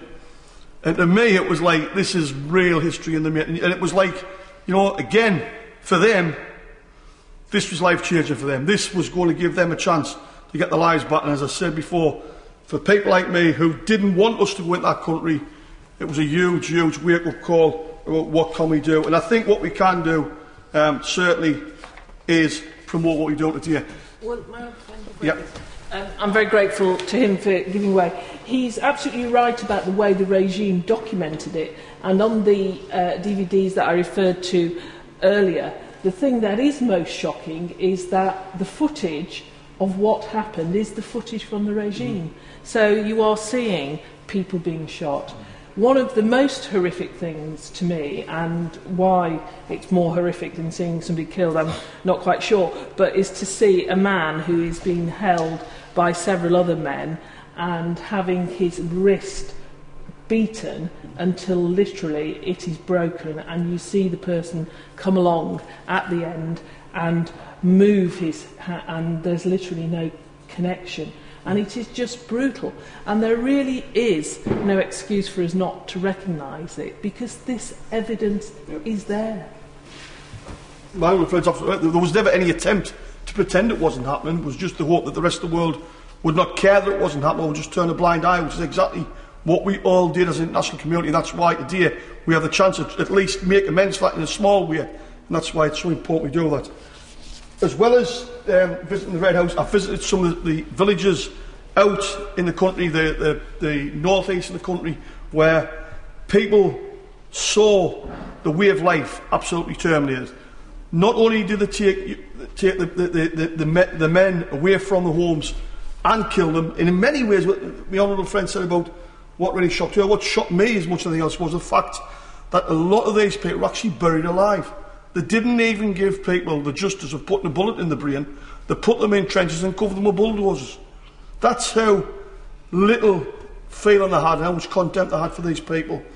I discussed with families and the friends their despair. I visited effectively what had become a concentration camp in the capital of Bill, where only young men and women were in these, and there were the young men and women who were being taken away from the agriculture area, which had been the breadbasket of Iraq, and now is devastated. And all these young people want to do is we want to go back home. The sad thing is, if they go back home, they won't know where to start to get the farms up and running again, because they've lost the contact with the farming industry, because the fathers were taken away and killed 20 years ago, and they've got nobody to tell them how to do it. We visited a place in the north of the country, and the elder from that village was apart from the fact he thought I was Gordon Brown. I don't know where he got that idea from. I don't know who was the more myth, me or Gordon. But this elder was explaining to me how passionately in 1991 he welcomed Linda Chalker, who got across as the overseas headmaster at the time, and built some temporary accommodation. And he remembered that 17 years later, and the pride he felt in my country for helping their country in that way made me feel really proud to be a member of this house, but also quite frustrated because we hadn't just kept up the work that we should have in supporting those people. We, quite clear, as I said before, that the big question set was, why didn't you help us earlier? And we know why, and I've went through it before, and I just hope that today's debate will remind us of why we should have done that. I want to just read out, Mr Deputy Speaker, a letter I've received from a very close friend of mine, Hango Khan, who is a trade union leader in Kurdistan, someone I'm very proud to call a comrade, somebody who asked me if I'd go and visit his mother and father. I said, certainly I will. I didn't realise it was 3.5 hours ride up in the mountains. It was well worth doing, and when you meet these people, so proud of what their son had done.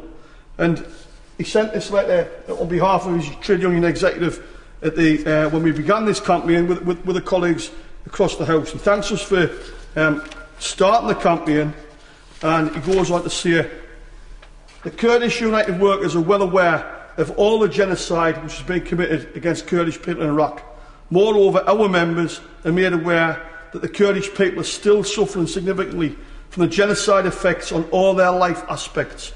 We really appreciate your invaluable efforts, alongside other different people and groups, to ask the government urgently not to ignore all these crimes against humanity which have been committed against us, our nation, for decades, and to recognise it as genocide. In fact, having recognised this genocide against our nation, this should enter into the history forever and should be a proud step in the view of human beings, especially the Kurdish people. There is no doubt this act will be considered as a voice of the conscience of humanity. Finally, let us thank you very much in the name of our burned country, the pure pink blood of our genocide martyrs, buried alive innocent women and children, burned and drowned thousands of Kurdish by chemical gas. As we are part of human beings, we do hope that all of us and the governments and nations are aware of recognising any genocide which is committed anywhere in the world, and that was sent from the Kurdistan United Workers Union in September of last year. In the last 50 years, Mr Deputy Speaker, millions of lives have been wasted around Iraq, billions of pounds have been wasted, and trillions of words have been wasted. I just hope the words of Hangar Khan aren't wasted. We should listen to him today. We will make a huge statement as a House, because I'm convinced this House will pass this motion. But to be honest, while that's important, it is nowhere near as important of our government saying the support we're trying to do. And I want to close by asking both front benches to really, really think about what's being said in this debate today. I know there are legal issues. I know that people will say, well, we'd like to do this, but we can't. But we've also seen this week the the rebirth of that horrible phrase, weasel words. I've got nothing but respect for the two members on either front bench here today. I know that both of them are committed to the work they are doing. But unless we do something other than just say, well done to the people in this House debate, unless we get a commitment that our government is going to lead this campaign, and we should lead this campaign, then, to be honest with you, this debate, by and large, has been quite meaningless. That's no disrespect to the intent of the people who have led the debate, all the people who have supported us in bringing this together. We need real action. And we need also to bear in our minds that 25 years ago, if we'd had real action, we could have stopped this. We as a nation could have stopped this. We chose not to. Let's not repeat that mistake today. Jeremy Corbyn. Thank you, Mr. Deputy Speaker, and I thank my friend the member for Blaydon and others for their speeches they've just made and the contribution they've made to this whole issue. And I particularly thank the member for Stratford for his speech, and as he quite rightly points out, the first Kurdish member of the British Parliament, and he and I indeed have shared platforms at Kurdish events, and no doubt we will again in the future.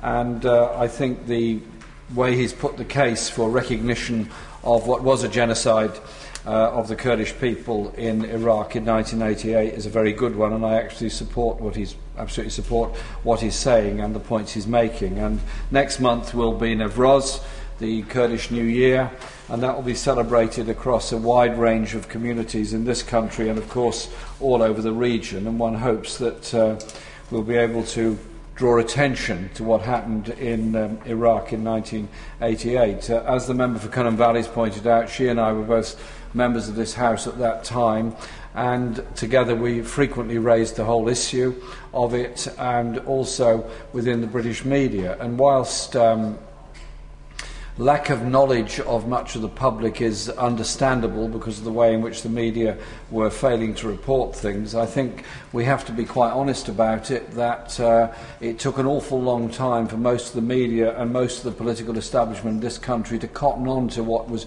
really happening towards the Kurdish people in Iraq. And quite honestly, a lot of British government policy was blindsided because of their obsession with supporting Iraq against Iran in the dreadful Iran-Iraq war, and the considerable economic interests that Britain had in Iraq at that time, but not least on oil exploration and exploitation and other issues. And so I think we have to have a sense of deep self-criticism on that whole process, and not having that sense of self-criticism does us no favours at all. And when the news did finally come out about the use of gas, and as the member for Sheffield pointed out, the way in which the villages were bombed first to break the glass to make sure the gas had the maximum effect, all that, it was absolutely evil piece of work that was done, in which a large number of wonderful, brilliant people lost their lives. And in remembering a genocide, we have to work out how it happened, how it came about, and how one stops it happening again. And I want to say a few words, if I may, in general about Kurdistan and Kurdish people and how we move on from there, because there is a sort of complicated narrative in world history of equating nations with nation-states, ethnic communities and languages with nation-states, and it doesn't always work. And at the end of the First World War, which was a seminal point in the whole region, as a germane to the whole history of the region, the Kurdish people had been part of the Ottoman, had a degree of recognition within the Ottoman, and operated as a Kurdish identity and a Kurdish language. And they took at face value Woodrow Wilson's 14 points, as indeed many, many other people in the region, including Palestinian people and many others, took at face value Woodrow Wilson's 14 points and assumed that they would all get nationhood as a result of it. The high point of Kurdish recognition was a little bit of a sandwich between the Treaty of Sèvres and the Treaty of Lausanne. Between that, there was a recognition of a Kurdish state. Modern Turkey was established. The Western interests were more interested in a buffer against the Soviet Union, more interested in the mandates that France and Britain achieved further south, and the Kurdish people and their wishes were obliterated. And Britain did not have clean hands in this. We took part in the establishment of modern Iraq, and indeed the first aerial bombardment of people using chemical weapons was done by Britain in northern Iraq in 1922 against Kurdish people. And so there's a whole history of obliteration of the Kurdish people, their language, their culture and their identity.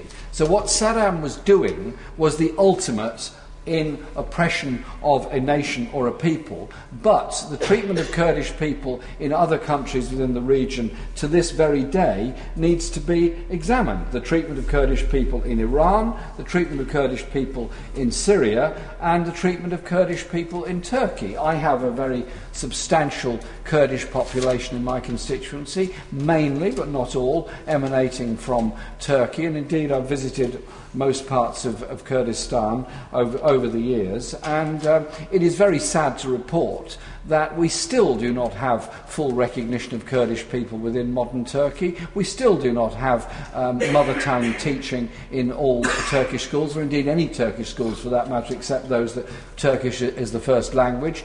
And I think it's incumbent on us, if Turkey wants to be a partner either in the European Union or in anything else, to put a great deal of pressure on them to say, you have to give greater recognition, linguistic rights, cultural rights, and all the other things to the Kurdish people in Turkey. And indeed, it doesn't particularly help when the mayor of a major city like Diyarbakir is put on trial for producing information in the Kurdish language, which is the normal language for that part of the country. And so the breakup of the Ottoman led to that situation, and there's been this passion ever since for recognition by the Kurdish people. Now, to a huge extent, that has been achieved with the Kurdish autonomous region of Iraq. It's not totally correct to call it independent, because in legal terms internationally it's not an independent recognised state, but in reality it is recognised as a representative place of the Kurdish people. And what is more than welcome over the last few weeks has been that under a great deal of pressure, following hunger strikes and, of course, the dreadful assassination that took place in Paris a few weeks ago, or assassinations rather, the Turkish government has now openly admitted it has to talk to Öcalan as a very recognisable leader of Kurdish people within Turkey, and there's a growing sense of unity between Kurdish people within the nation states of all of those countries, that there has to be some degree of coming together. Does this mean there's going to be a country called Kurdistan that encompasses parts of those countries in the future? I don't know, and indeed none of the Kurdish national movements any longer, so far as I'm aware, call for an independent Kurdistan out with national borders. They're all calling for recognition within national borders, so far as I'm aware, and that is something that I think we have to understand, welcome and recognise. If you oppress people, deny them their language, deny them their cultural rights, drive them into the ground in the way in which minorities have been treated prior to genocides all over the world, including Native Americans, including Jewish people, including many, many others all over the world in the past 150 years, then you end up with the acceptance of the ultimate oppression, which is what happened in that genocide in 1988. And so I support the resolution that's before us today. Now, many have drawn attention to the achievements as they are in modern Iraq with the Kurdish region, and I recognise those. Indeed, I visited that region after the Gulf War in 1991. I opposed, along with a number of colleagues, including my friend the member for Bladen, the Iraq War in 2003, not because I was in any sense ever an apologist of any sort for Saddam Hussein or what he did. I just did not believe the motives for the war were the right ones. I believed they were more to do with American military power and mineral resources than anything else. And I thought an awful lot of people were going to die and an awful lot of money was going to be spent as a result. And so, whilst people are never going to agree completely on that, I think we are all agreed that the Kurdish people have had an abominable record of their treatment by successive governments in Iraq, and one hopes that the Kurdish autonomous region will be recognised universally, and that will be a place where Kurdish people can live. When we talk of genocides and holocausts, obviously the recognition of the Holocaust against Jewish people in Europe in the 1930s and 1940s is paramount in everyone's thoughts, and indeed attending Holocaust Memorial Day is a very important thing, and young people understanding what the Holocaust was about is very important. It's also important for them to understand that there have been other genocides around the world. I mean, there isn't time to go through all of them or define them all, but it is an important thing to understand. And the European treatment of Native Americans on the colonisation of North America, both in the 16th century onwards, particularly later on, was to all intents and purposes a genocide against those people. Then one looks at others such as Cambodia, Rwanda, which was absolutely abominable and appalling, and then perhaps closer to the area we're talking about now, and this is one that does excite an awful lot of criticism, when any of us place an EDM down here recognising the Armenian massacre of 1915 and associating that with the same principles of what happened to the Kurdish people, one finds a great deal of criticism from people who frankly ought to know better in Turkey, that we have no right to draw attention to that. So I think it is important that we understand that history has been abominable in the treatment of people as a result of racist attitudes and racist approaches which end up condoning the most vile abuses of human rights. I happily give way to the member. Thank you, Mr. Deputy Speaker, and I thank the Honourable Member for Islington North. You mentioned Holocaust Day, and personally, having been slightly involved in what I consider to be a Holocaust in Bosnia, whenever I speak at Holocaust Day or whenever I attend any ceremony, I'm not just thinking of the Jewish Holocaust. I certainly consider Armenia, and I certainly can think of the Kurds, and I can think of the Cambodians as well. So I think I totally agree with you. When we talk Holocaust, Holocaust is more than just one particular nation. I thank the member for that intervention, and I think we're actually in agreement on that point here.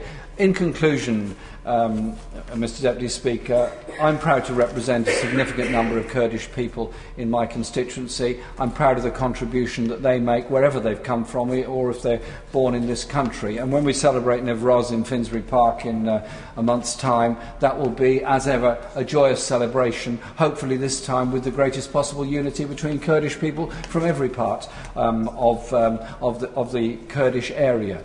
If we recognise a genocide, that's a big step. It's recognising something defined in law as the attempt to obliterate a people because of their identity, their race, their ethnicity.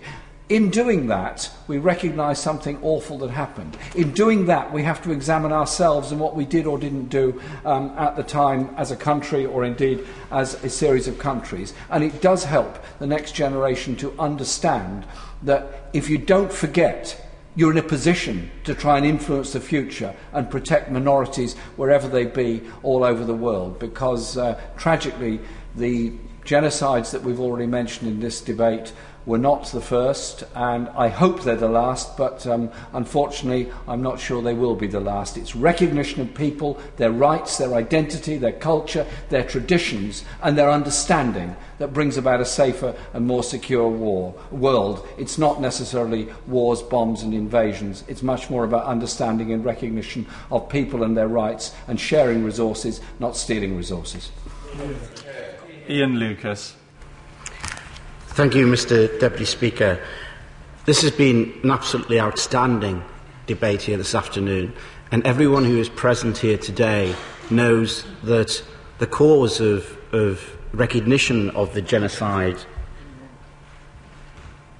in Kurdistan has very noble, very well-informed and very eloquent torchbearers, and they have brought to the House today speeches of great force, great eloquence, great sincerity that have made the case very eloquently indeed.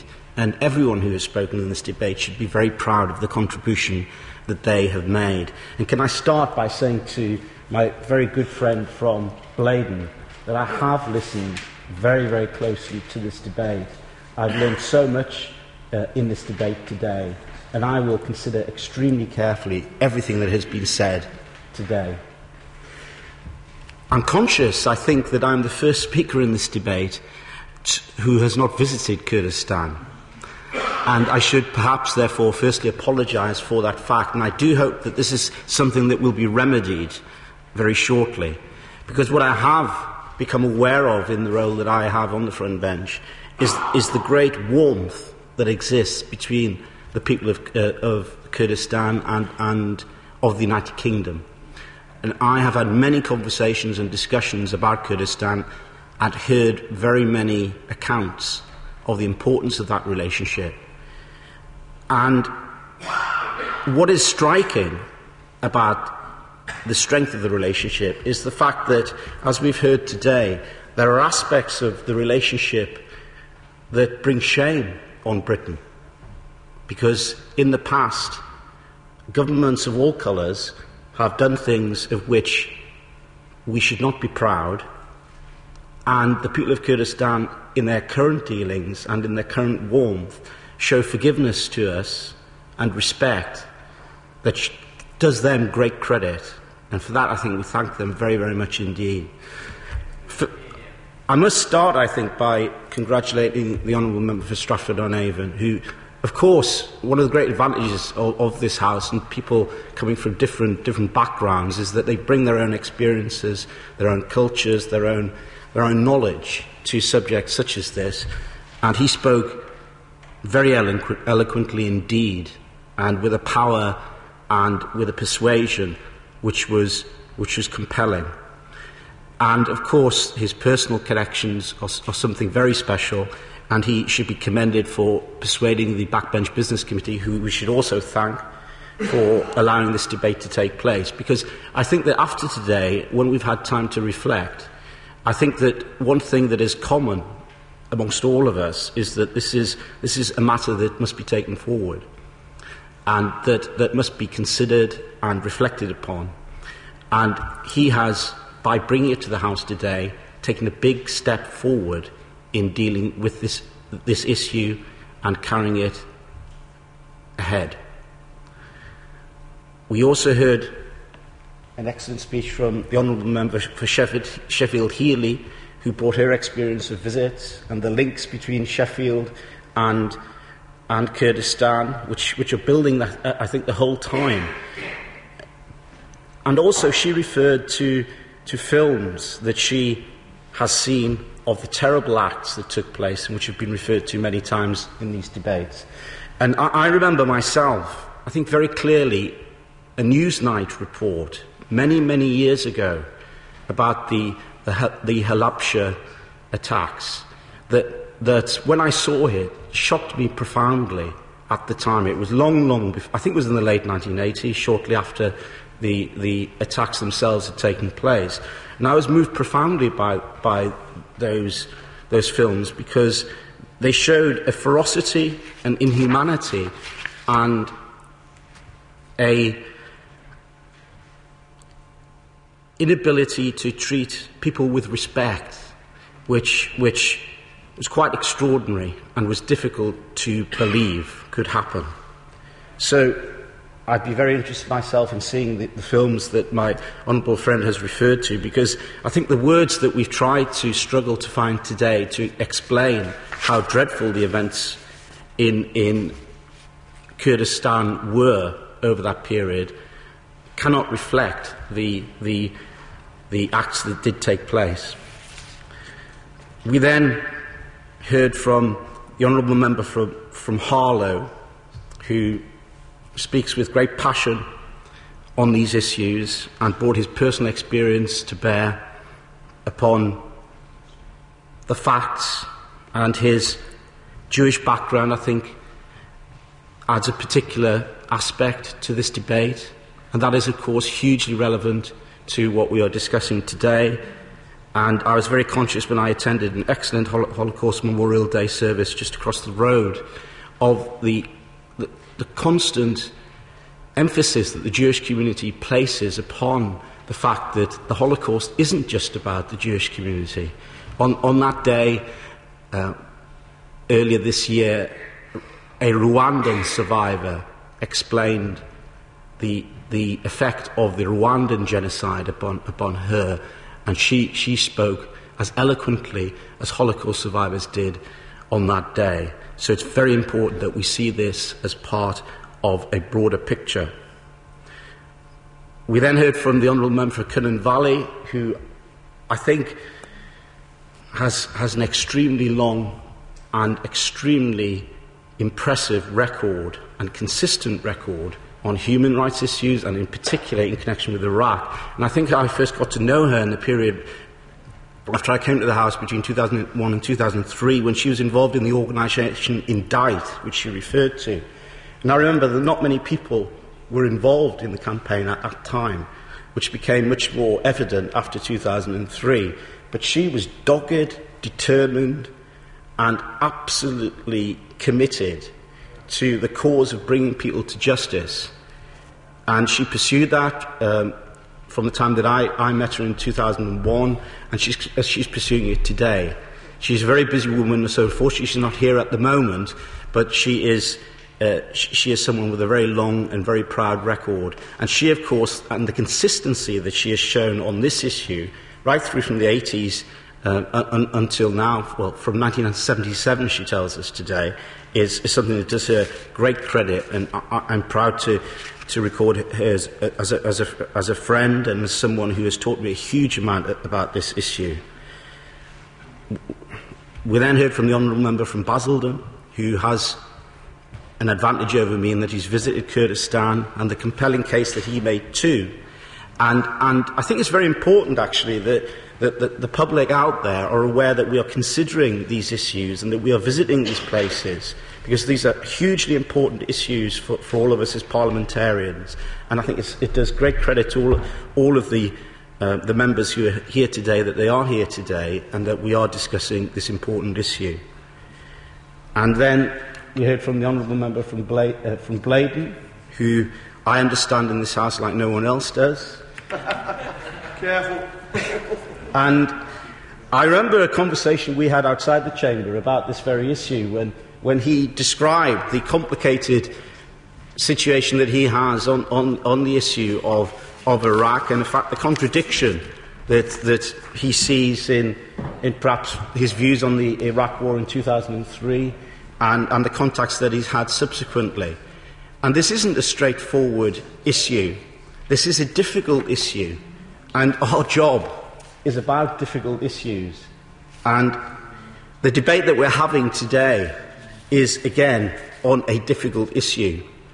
And as the Honourable Member for Islington North said, another man who has a long and proud record campaigning on these issues, it's a big step for this House and any government to say that individual sets of incidents and events constitute a genocide. And it is a step that has been taken, we know, by some other parliaments, and they've been referred to today. And we know that those steps have not been taken by particular governments of those from the same countries as those parliaments represent, because the issue of whether a set of incidents can be described as a genocide is something that has a legal status. It's established under the 1948 Genocide Convention on the prevention and punishment of the crime of genocide, as defined as mass killings or other acts intended to destroy a particular group of people. The phrase is, of course, or the word is used colloquially, but the definition of the term under international law is quite specific, and genocide requires both a material element of the acts of the killing and a mental element, the intention to destroy a particular group. I'll certainly give way. Thank you, Mr. Deputy Speaker, and I thank the Honourable Gentleman very much. I've been involved in a genocide. What I want to say, just to add to your point, is that if you are that poor, frightened, absolutely terrified individual facing the agony of being killed, you don't give a damn whether it's called a genocide, a crime against humanity. You are just frightened beyond your wits. And I'm sure the honourable gentleman will agree with me. And I'm just thinking these definitions have always worried me, because I used to think like that when I was in Bosnia in 92, 93. The honourable gentleman speaks with a passion and eloquence from his own experience, and we all respect that experience and of course recognise the humanity of what he says. And we need to consider, when dealing with these issues, how best we can together take forward the hope that what we can do today will ensure that these incidents do not happen again, and something on the scale of a genocide does not happen again. That is what we all need to try to achieve. And what we should do today is reflect upon what has been said and consider how best we can take forward the issue of preventing genocide ever occurring again. Once has been quite sufficient. We never want to see it again. I'll give way. I'm very grateful to my honourable friend for giving way, and I understand the issues he's raising and the legal issues, and I'm sure the Minister will come to that at the moment. But we have a situation where governments often now look to give apologies for things which happened many, many years ago, and I have concerns that those aren't really necessarily terribly relevant because it was somebody else who did that. Here we're in a situation where a government could recognise genocide.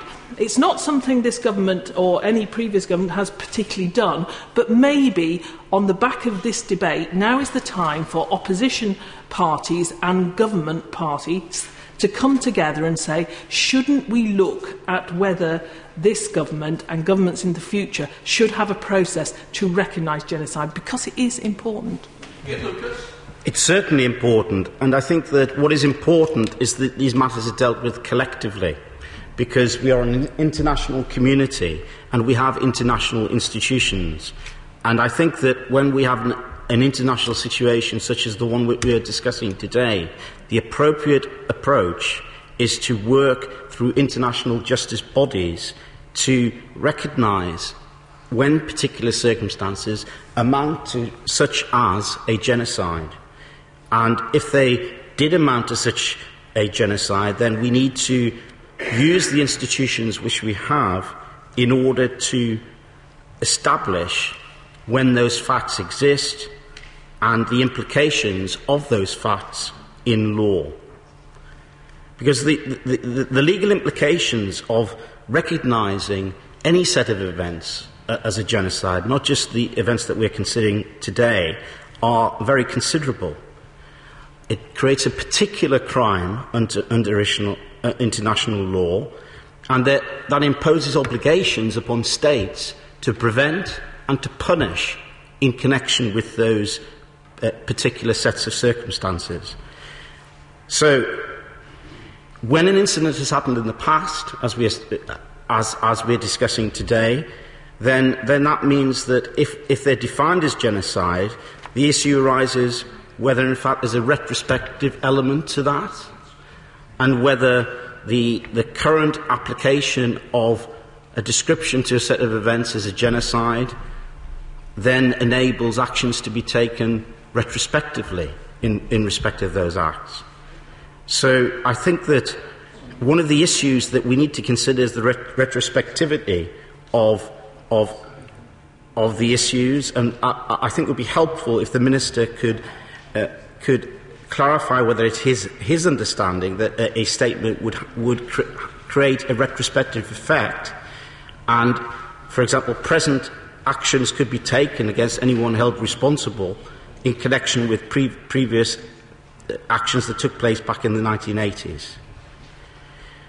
We've heard today of the progress that Kurdistan has made, the very considerable progress it's made, which is building on the relationship that exists between this country and the Kurdistan region of Iraq. And I think that the debate today will, I hope, add to that relationship. There is a very strong group of members of this House who've spoken eloquently today, who have great respect for Kurdistan and great respect for the Kurdish people. We, I think, need to work together to reflect upon the discussions that we've had today, to look at what other countries are doing concerning this issue of genocide in the Kurdish region, and seeing what actions are being taken by other countries, whether they be parliaments or whether they be governments, and what is the appropriate forum for the taking forward of consideration of this issue. I'll give way. I'm trying to give way in line with what I remember for Sheffield Haley said about practical things that the opposition can do. Will he today commit our party to enter into discussions with the Kurdistan regional government based in this country about whether they can help us to get evidence that may well help to develop a legal argument that the international community can then come alongside and say, yes, we think it is, or if it isn't, these are the reasons why? I'll be pleased to meet with representatives of the Kurdish regional government to discuss the issues that we've been discussing today and to see what barriers are in the way of this matter being taken forward. And I would also be pleased to speak to the Honourable Gentleman, the Minister, to discuss this matter further, to see whether we can explore further common ground on an issue that is considered by a number of backbenchers from both the parties that we represent as extremely important, and who have today made a very eloquent and compelling case on the issue. We cannot reach conclusions today, but we've heard compelling cases. And this is a matter which is a start, not an end. I think we need to continue to discuss these matters, to discuss them in detail, and to reflect on the best way that we can take this forward. It is best taken forward collectively, both within this country and also internationally. We've seen actions by other parliaments in the past. I think we need to reflect upon those, and we then need to see what steps we can best take to deal with this appalling set of circumstances that the people of Kurdistan suffered in the 1980s, and see how we can work together to make sure that the pain, the suffering, the grief that they have is not shared by any other group of people again in the future. Minister. Thank you, Mr. Deputy Speaker. I don't know about anybody else. I don't know about other honourable members, and certainly those watching anywhere around the world these days, but my goodness, this has been a tough debate to listen to. It has been, as the Honourable Gentleman has said, an exceptional debate in terms of its quality, the knowledge with which colleagues speak, the compassion with which they speak, the honesty with which they've confronted the issue. And I'm very pleased on behalf of the government to be able to respond. Can I start, as always, by thanking the Honourable Member for Stratford-on-Avon for securing the debate and for the Backbench Committee in agreeing to have it. The Honourable Gentleman will have to get used over time to being congratulated on a regular basis. He speaks, I found it a powerful and compelling narrative. But those of us that have heard him speak before knows that there's nothing unusual in relation to that. He's already made a name in the House, and he's done nothing but further cement it today. But he spoke exceptionally well, and we are impressed. The pain with which he described his own background, the circumstances of being a refugee, graphically illustrated in a way that none of us with a more forensic sense about these things could possibly repeat or be able to share. It should constantly, however, bring a measure of pride to this country as we occasionally debate who comes across our borders, to remember the reputation that we've had for providing sanctuary to people who have fled conflict and pain unimaginable to most of our constituents. And I think my honourable friend put that extremely well.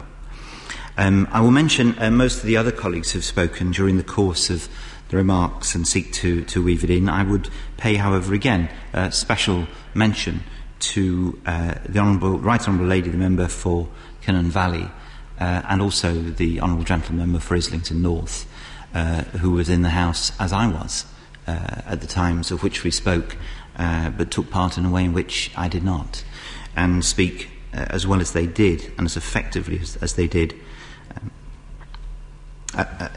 about things going on that we, alas, knew about far too little. But both, again, spoke very graphically. The Honourable Lady, with the details of what happened, which, painful though they are to hear, occasionally need to be said, to be reminded that behind all the figures, the 182,000, there were individual circumstances to be described. A few years ago, I went with colleagues to Rwanda and to Murumbai, the genocide memorial there, where some 60,000 people were corralled and then killed over a period of a few days. And the experience of seeing the places where these mass attacks have taken place, the mass graves which the Right Honourable Lady spoke, they leave an indelible impression, and you cannot help but be changed by what you hear. So I would commend colleagues for the way in which they've spoken, and I hope many people get the opportunity to read the debate and consider very carefully what we have said. As many members have said, our ties with the Iraqi Kurds are significant. Historically, the United Kingdom and Iraqi Kurdish ties were cemented in 1991 with the United Kingdom's strong support, led by our then Prime Minister John Major, for protecting the Kurdish people by enforcing no-fly zones. Since that time, successive UK governments have highlighted the need to support the rights of the Kurdish people as well as the other minorities in Iraq. And I was in the region a couple of years ago when they were looking forward to John Major being able to come along for the commemoration of 20 years after the no-fly zone and the relief of Kuwait, and there was no doubt in what esteem Sir John was held, and it was a pleasure as a friend to listen to, and there are other friends here from the other place who will know full well exactly how he is felt, and there are others at that time who also deserve great credit for the way in which they spoke out on behalf of those who were being persecuted. The Honourable Gentleman, the member for Blaydon, in what I thought was a really interesting speech, confronted very honestly the problems occasionally thrown up by the twin difficulties of foreign policy and hindsight, and confronted the issues there. I think he's right to express the fact that sometimes we don't know everything and we make decisions as best we can at the time. I'm not sure if, looking back, the Honourable Gentleman made the point about should we have done more earlier. I do remember the time of the 1991 Gulf War and the arguments then. Should the forces have pressed on to Baghdad? That was the argument. It's easily forgotten that there was no mandate for that. There was a coalition to free Kuwait. And had a decision then been taken to press on to Baghdad and remove Saddam Hussein, which subsequently perhaps became clear that it might have been the thing to do, I can feel the resistance now that there would have been at the time for what would have seen an intervention too far. Interventions in hindsight are so much easier than interventions in terms of current affairs. And the Honourable Gentleman and I know that full well in relation to some of the issues with which we're dealing with at the moment. But in the same spirit, looking back and listening to what the Honourable Gentleman from Islington North said about arms fairs in Baghdad around about the time and the rebuffs from ministers, were my colleagues right at that time? Probably not. Probably not. And again, with the wisdom of hindsight, what we might have done with knowledge that we had at that time. So in the same spirit, I confront the difficulties of hindsight and foreign policy, and just say that from this dispatch box.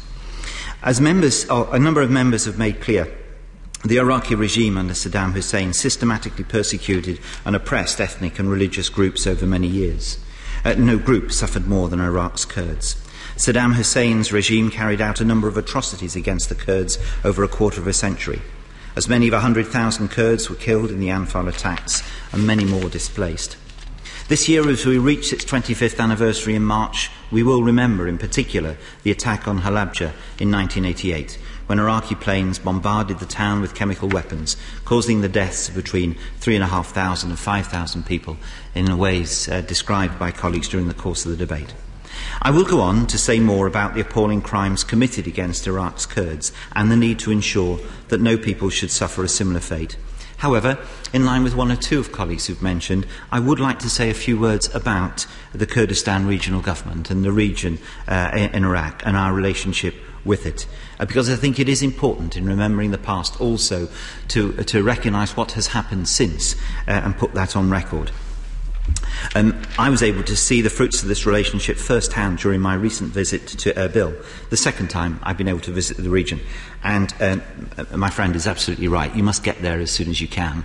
It's a very good place to visit. I'm quite sure that your thoughts of going there will have been listened to in all the right quarters, and I'm sure you will look forward to going and seeing the new consulate general, or at least, the new consulate that is due to be built, and at least the site now has been identified for it, and you will be very welcome. And the Honourable Gentleman just needs to let me know, and we'll see what can be done. Can I also pay tribute to the Honourable Lady who has piped up at this moment for her indefatigable work in relation to democracy building in so many different places, and not least in relation to that region and her work in terms of that. The efforts now being placed, perhaps after a recognition of so much that has gone wrong, in the building blocks of democracy, the institutions that have to be built up. As the Honourable Lady said, and she knows from her work from the Westminster Foundation for Democracy, an election isn't democracy per se. You've got to make sure you have another election, and that they're free and fair, and that the institutions support elections, and that power changes, and sooner or later people realise power is not invested just in individuals but in institutions, and in some of the places where we're all collectively working there's a bit of a way to go. But the efforts that are being made in the Kurdistan region of Iraq make very clear that there is fertile ground on which that work is being done, and I pay tribute to the Honourable Lady and her friends. During my recent visit, I had the pleasure of meeting both President Barzani and Deputy Prime Minister Imad Ahmed. I toured the British-designed airport with Interior Minister Karim Sinjari and met several other Cabinet Ministers. With Planning Minister Dr Ali Sindhi, I also attended the signing of a contract to expand a major National School of Government International from London to expand that capacity building programme with the KRG. In October, my right honourable friend, the Foreign Secretary, announced that our Consulate General in Erbil should be maintained on a permanent footing. The KRG have generously donated land where a new UK Consulate General will be built, and the Head of Foreign Relations, Farah Bakir, presented me with a letter confirming the donation during my visit. That visit was rounded off with a tour of the 7,000-year-old citadel, Erbil's premier tourist location, which claims to be the longest continuously occupied place in the world. I was pleased to note the involvement of British archaeologists in the ongoing programme to restore the citadel, another example of the UK's long-standing ties with the Kurdistan region. And I would say to any colleagues who's looking for tips to how to be re-elected, simply go round Erbil with the governor. We paid a visit to the market, and the response to this gentleman was absolutely terrific. And I wanted a piece of that to take back to Biggleswade to help me in the next election campaign. But it was really a generous, a genuine, spontaneous outburst of affection for the gentleman as we toured the market, and I thought, this chap knows what he's doing. Visits are not all one way. Members of the KRG frequently visit the United Kingdom. Earlier this month, President Barzani made his first official visit to Belfast and had discussions with, amongst others, Northern Ireland's First and Deputy First Minister, as well as the Speaker of the Assembly. And so, even as we rightly remember those who lost their lives 25 years ago, we should also think about how far the KRG has come. Those returning to Erbil years later see real changes and are struck by its relative security and burgeoning economy. And my honourable friend, the member for Harlow, who again made yet another impressive contribution to this House, was able to reflect on how those fleeing persecution as Christians from other parts of Iraq were able to find a home in Erbil, in the Kurdish region. And it's a proper distinction to make. As we reflect on Christian flight across the Middle East, and not just that, the persecution of almost any other religious minority other than that of the majority in the locality at the time, we realise how important it is that people firstly have their rights recognised and protected, but there are those prepared to take them in. And across the region again, tragically this evening, there are many families camped out in the homes of others, seeking refuge from the conflicts that rage about them. But to recognise the KRG's position and the Kurdish region's generosity in relation to this is not inappropriate at present. Amongst EU countries, the United Kingdom has the largest number of companies registered and operating within the Kurdistan region, while 61 British delegates, representing 39 companies, participated in the Erbil Trade Fair in October last year. And my honourable friend, the member for South Basildon and Thurrock, made particular reference to the importance of that trade relationship, and he's absolutely right to do so, with opportunities for many. And while the oil and gas sector understandably accounts for significant UK investment in the Kurdish region, it's not the only sector where our companies are actively engaged. We know that more can be done, which is why we're strengthening our commercial team in Erbil to help British companies do business in the region. Can I just gently remind the Minister, it is actually about genocide. I know he does want to talk about other areas, but we do want to try and keep within the scope of the debate. Minister. I will. I will happily do so and return to that. I thought it just might be helpful just to set the region in context before returning to some of the tougher parts that were described. If I may take just one further moment just to relate this to Iraq in general, if I may, not to forget Kurdistan, the Kurdish region of Iraq as part of Iraq.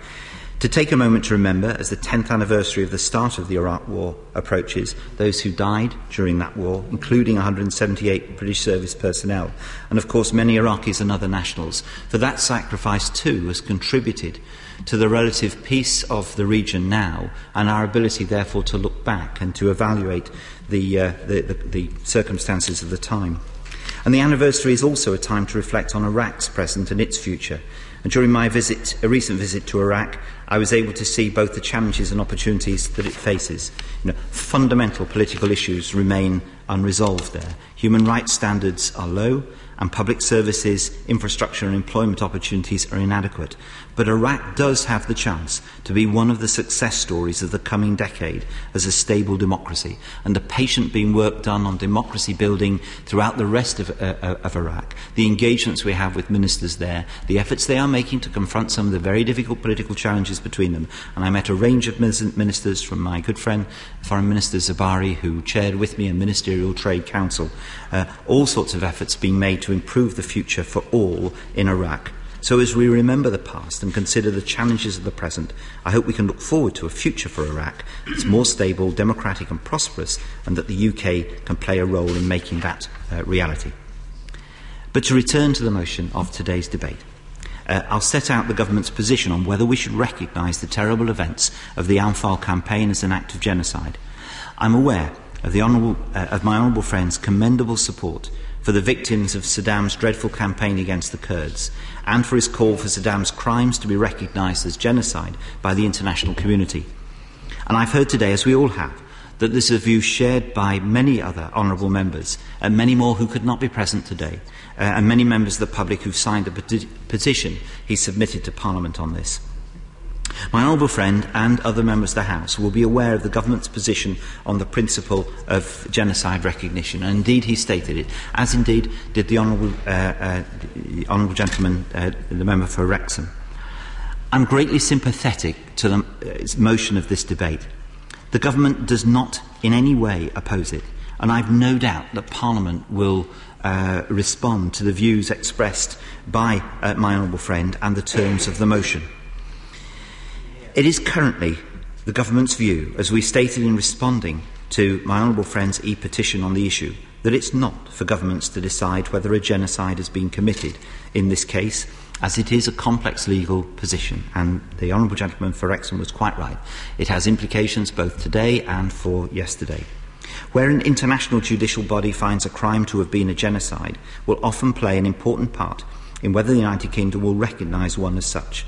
Well, whether or not the term genocide is applicable in this case, it's clear that appalling atrocities were perpetrated against the Iraqi Kurds under Saddam Hussein, whose final conviction by the Iraq Tribunal was for his crimes against humanity.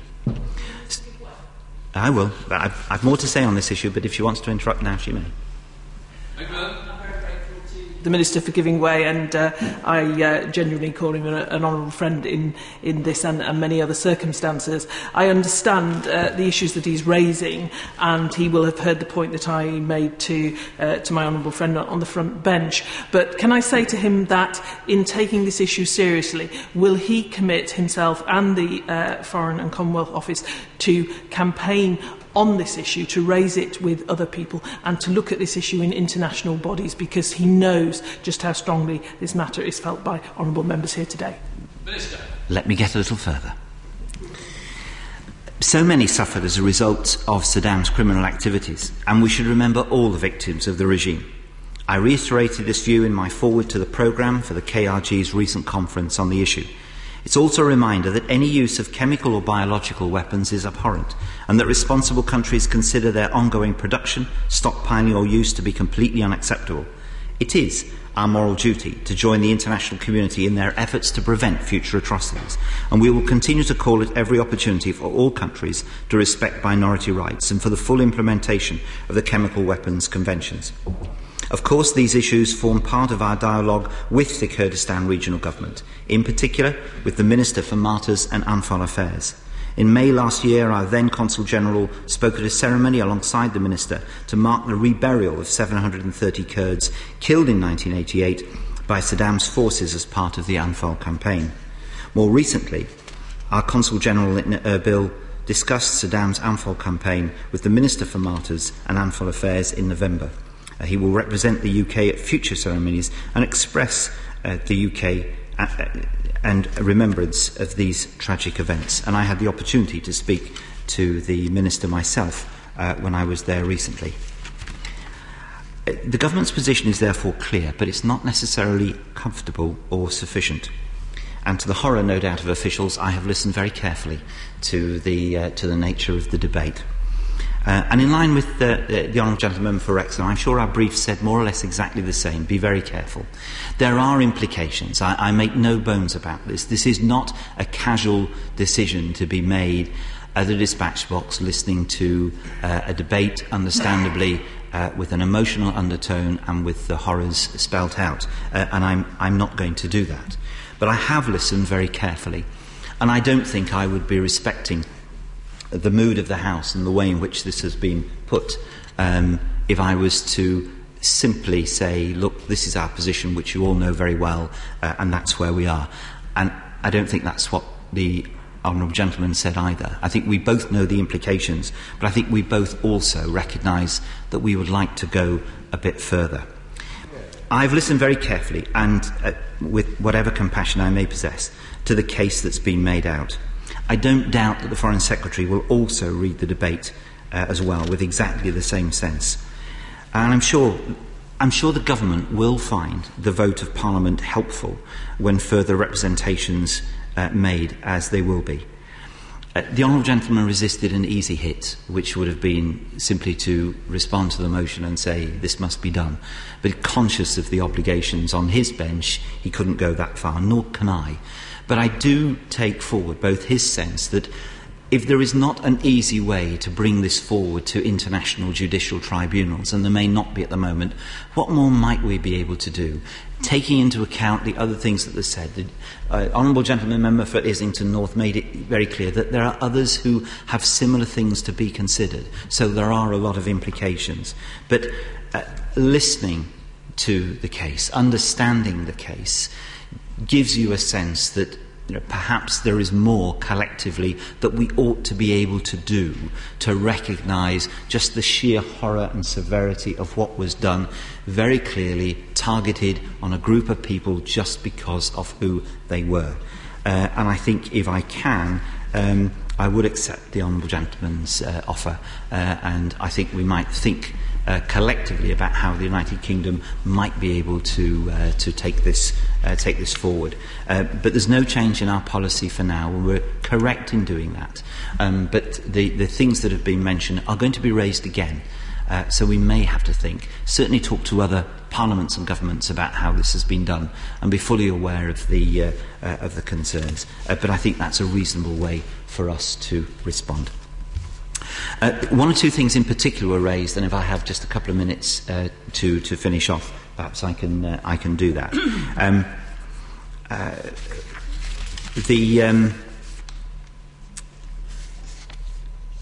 We do think, as far as other parliaments are concerned, again, it's important that they've done so, but that's a matter of principle for them, and understandably that can't be internationally binding. But I think we will try and investigate what is behind that. We've not been able to recognise, as one of my honourable friends raised, the decision of the Iraqi Criminal Tribunal as genocide. The government considers legal judgments by appropriate courts in deciding whether or not such atrocity should be designated as an act of genocide. The judgment of the Iraqi Criminal Tribunal was that of a national tribunal. My honourable friend, the member for both my honourable friends, the member for Stratford-on-Avon and Harlow, made reference to the Dutch court. Now, my understanding, we've looked at this quite carefully. We're happy to look again at the Dutch Court of Appeal's decision in the Van Anrat case. But as we understand it, that while the court considered the question, it concluded there was not a genocide. It's our understanding that Mr Van Anrat was convicted for complicity in war crimes. But in a sense, that's a detail. It's the point is made, and we need to look at how these matters might be dealt with. Can I say, in conclusion, Mr Deputy Speaker, the following. Such a debate as this is particularly painful, as we all know that even as we speak, someone, somewhere in the world, is being killed, not because of anything they may have done, but simply because of who they are, their clan, their faith, their ethnicity, above all, simply their otherness. The ability of people to stamp some grotesque caricature of power or superiority on others through violence and torture is an unsated appetite, made still worse, all too often, by the ability of others ever to do enough or even anything to prevent it. We may differ on our view of how atrocities such as those visited upon Iraq's Kurds come to be designated. And I made clear I share all the honourable members' views that Iraq's Kurds suffered a terrible and prolonged injustice under the previous regime. Accordingly, as we approach the 25th anniversary of the appalling atrocities perpetrated against the Kurds at Halabja and elsewhere, it's important we take a minute to reflect on the suffering cause, to reflect also with some shame on that phrase, never again, but find somewhere in our remembrance and recognition of the past a more meaningful way to confront the horrors that form the raw material of senseless killing throughout the world on an all-too regular basis. Nadine Zahawi. Thank you, Mr Deputy Speaker. Mr Deputy Speaker, I feel like a bit of an imposter standing here today because so many colleagues, both in this chamber and the other place, have done so much more for the Kurdish cause, not least the Right Honourable Member for Cunan Valley, who I recall as a student at University College London attending one of the Qadri protests on behalf of the Kurdish people and the Iraqi people, and that was a time that aroused my passion to do something about what was taking place in Iraq and in Kurdistan. We heard from the member for Islington North a very powerful speech. Indeed, it is a real privilege to be a member of this chamber when such speeches are delivered and to listen to them live. He spoke eloquently about the plight of the Kurdish people all over the region, and especially in Turkey. All I would say to him is that I attended the AK Party Congress in Turkey as a representative of my own party, and what was extraordinary was that Prime Minister Erdogan actually invited the president of the Kurdish regional government, Masoud Barzani, to address the Congress in Kurdish, live on Turkish television. That was an extraordinary moment, but there is more to do indeed in that country to bring peace to the Kurdish people of that country, and I'm pleased to hear that the talks with Abdullah Öcalan are proceeding with pace. We heard from my honourable colleague, who very kindly also sat on that backbench business committee and obviously declared an interest because of his passion for the Kurdish people, about his work with the trade union movement. I know that both he and my honourable friend Fahalo are passionate about trade unionism and the work they've done. Indeed, we visited the trade union, the Kurdish United Workers Union, together on one of our trips to Kurdistan, and you can see how the union movement is flourishing in Erbil.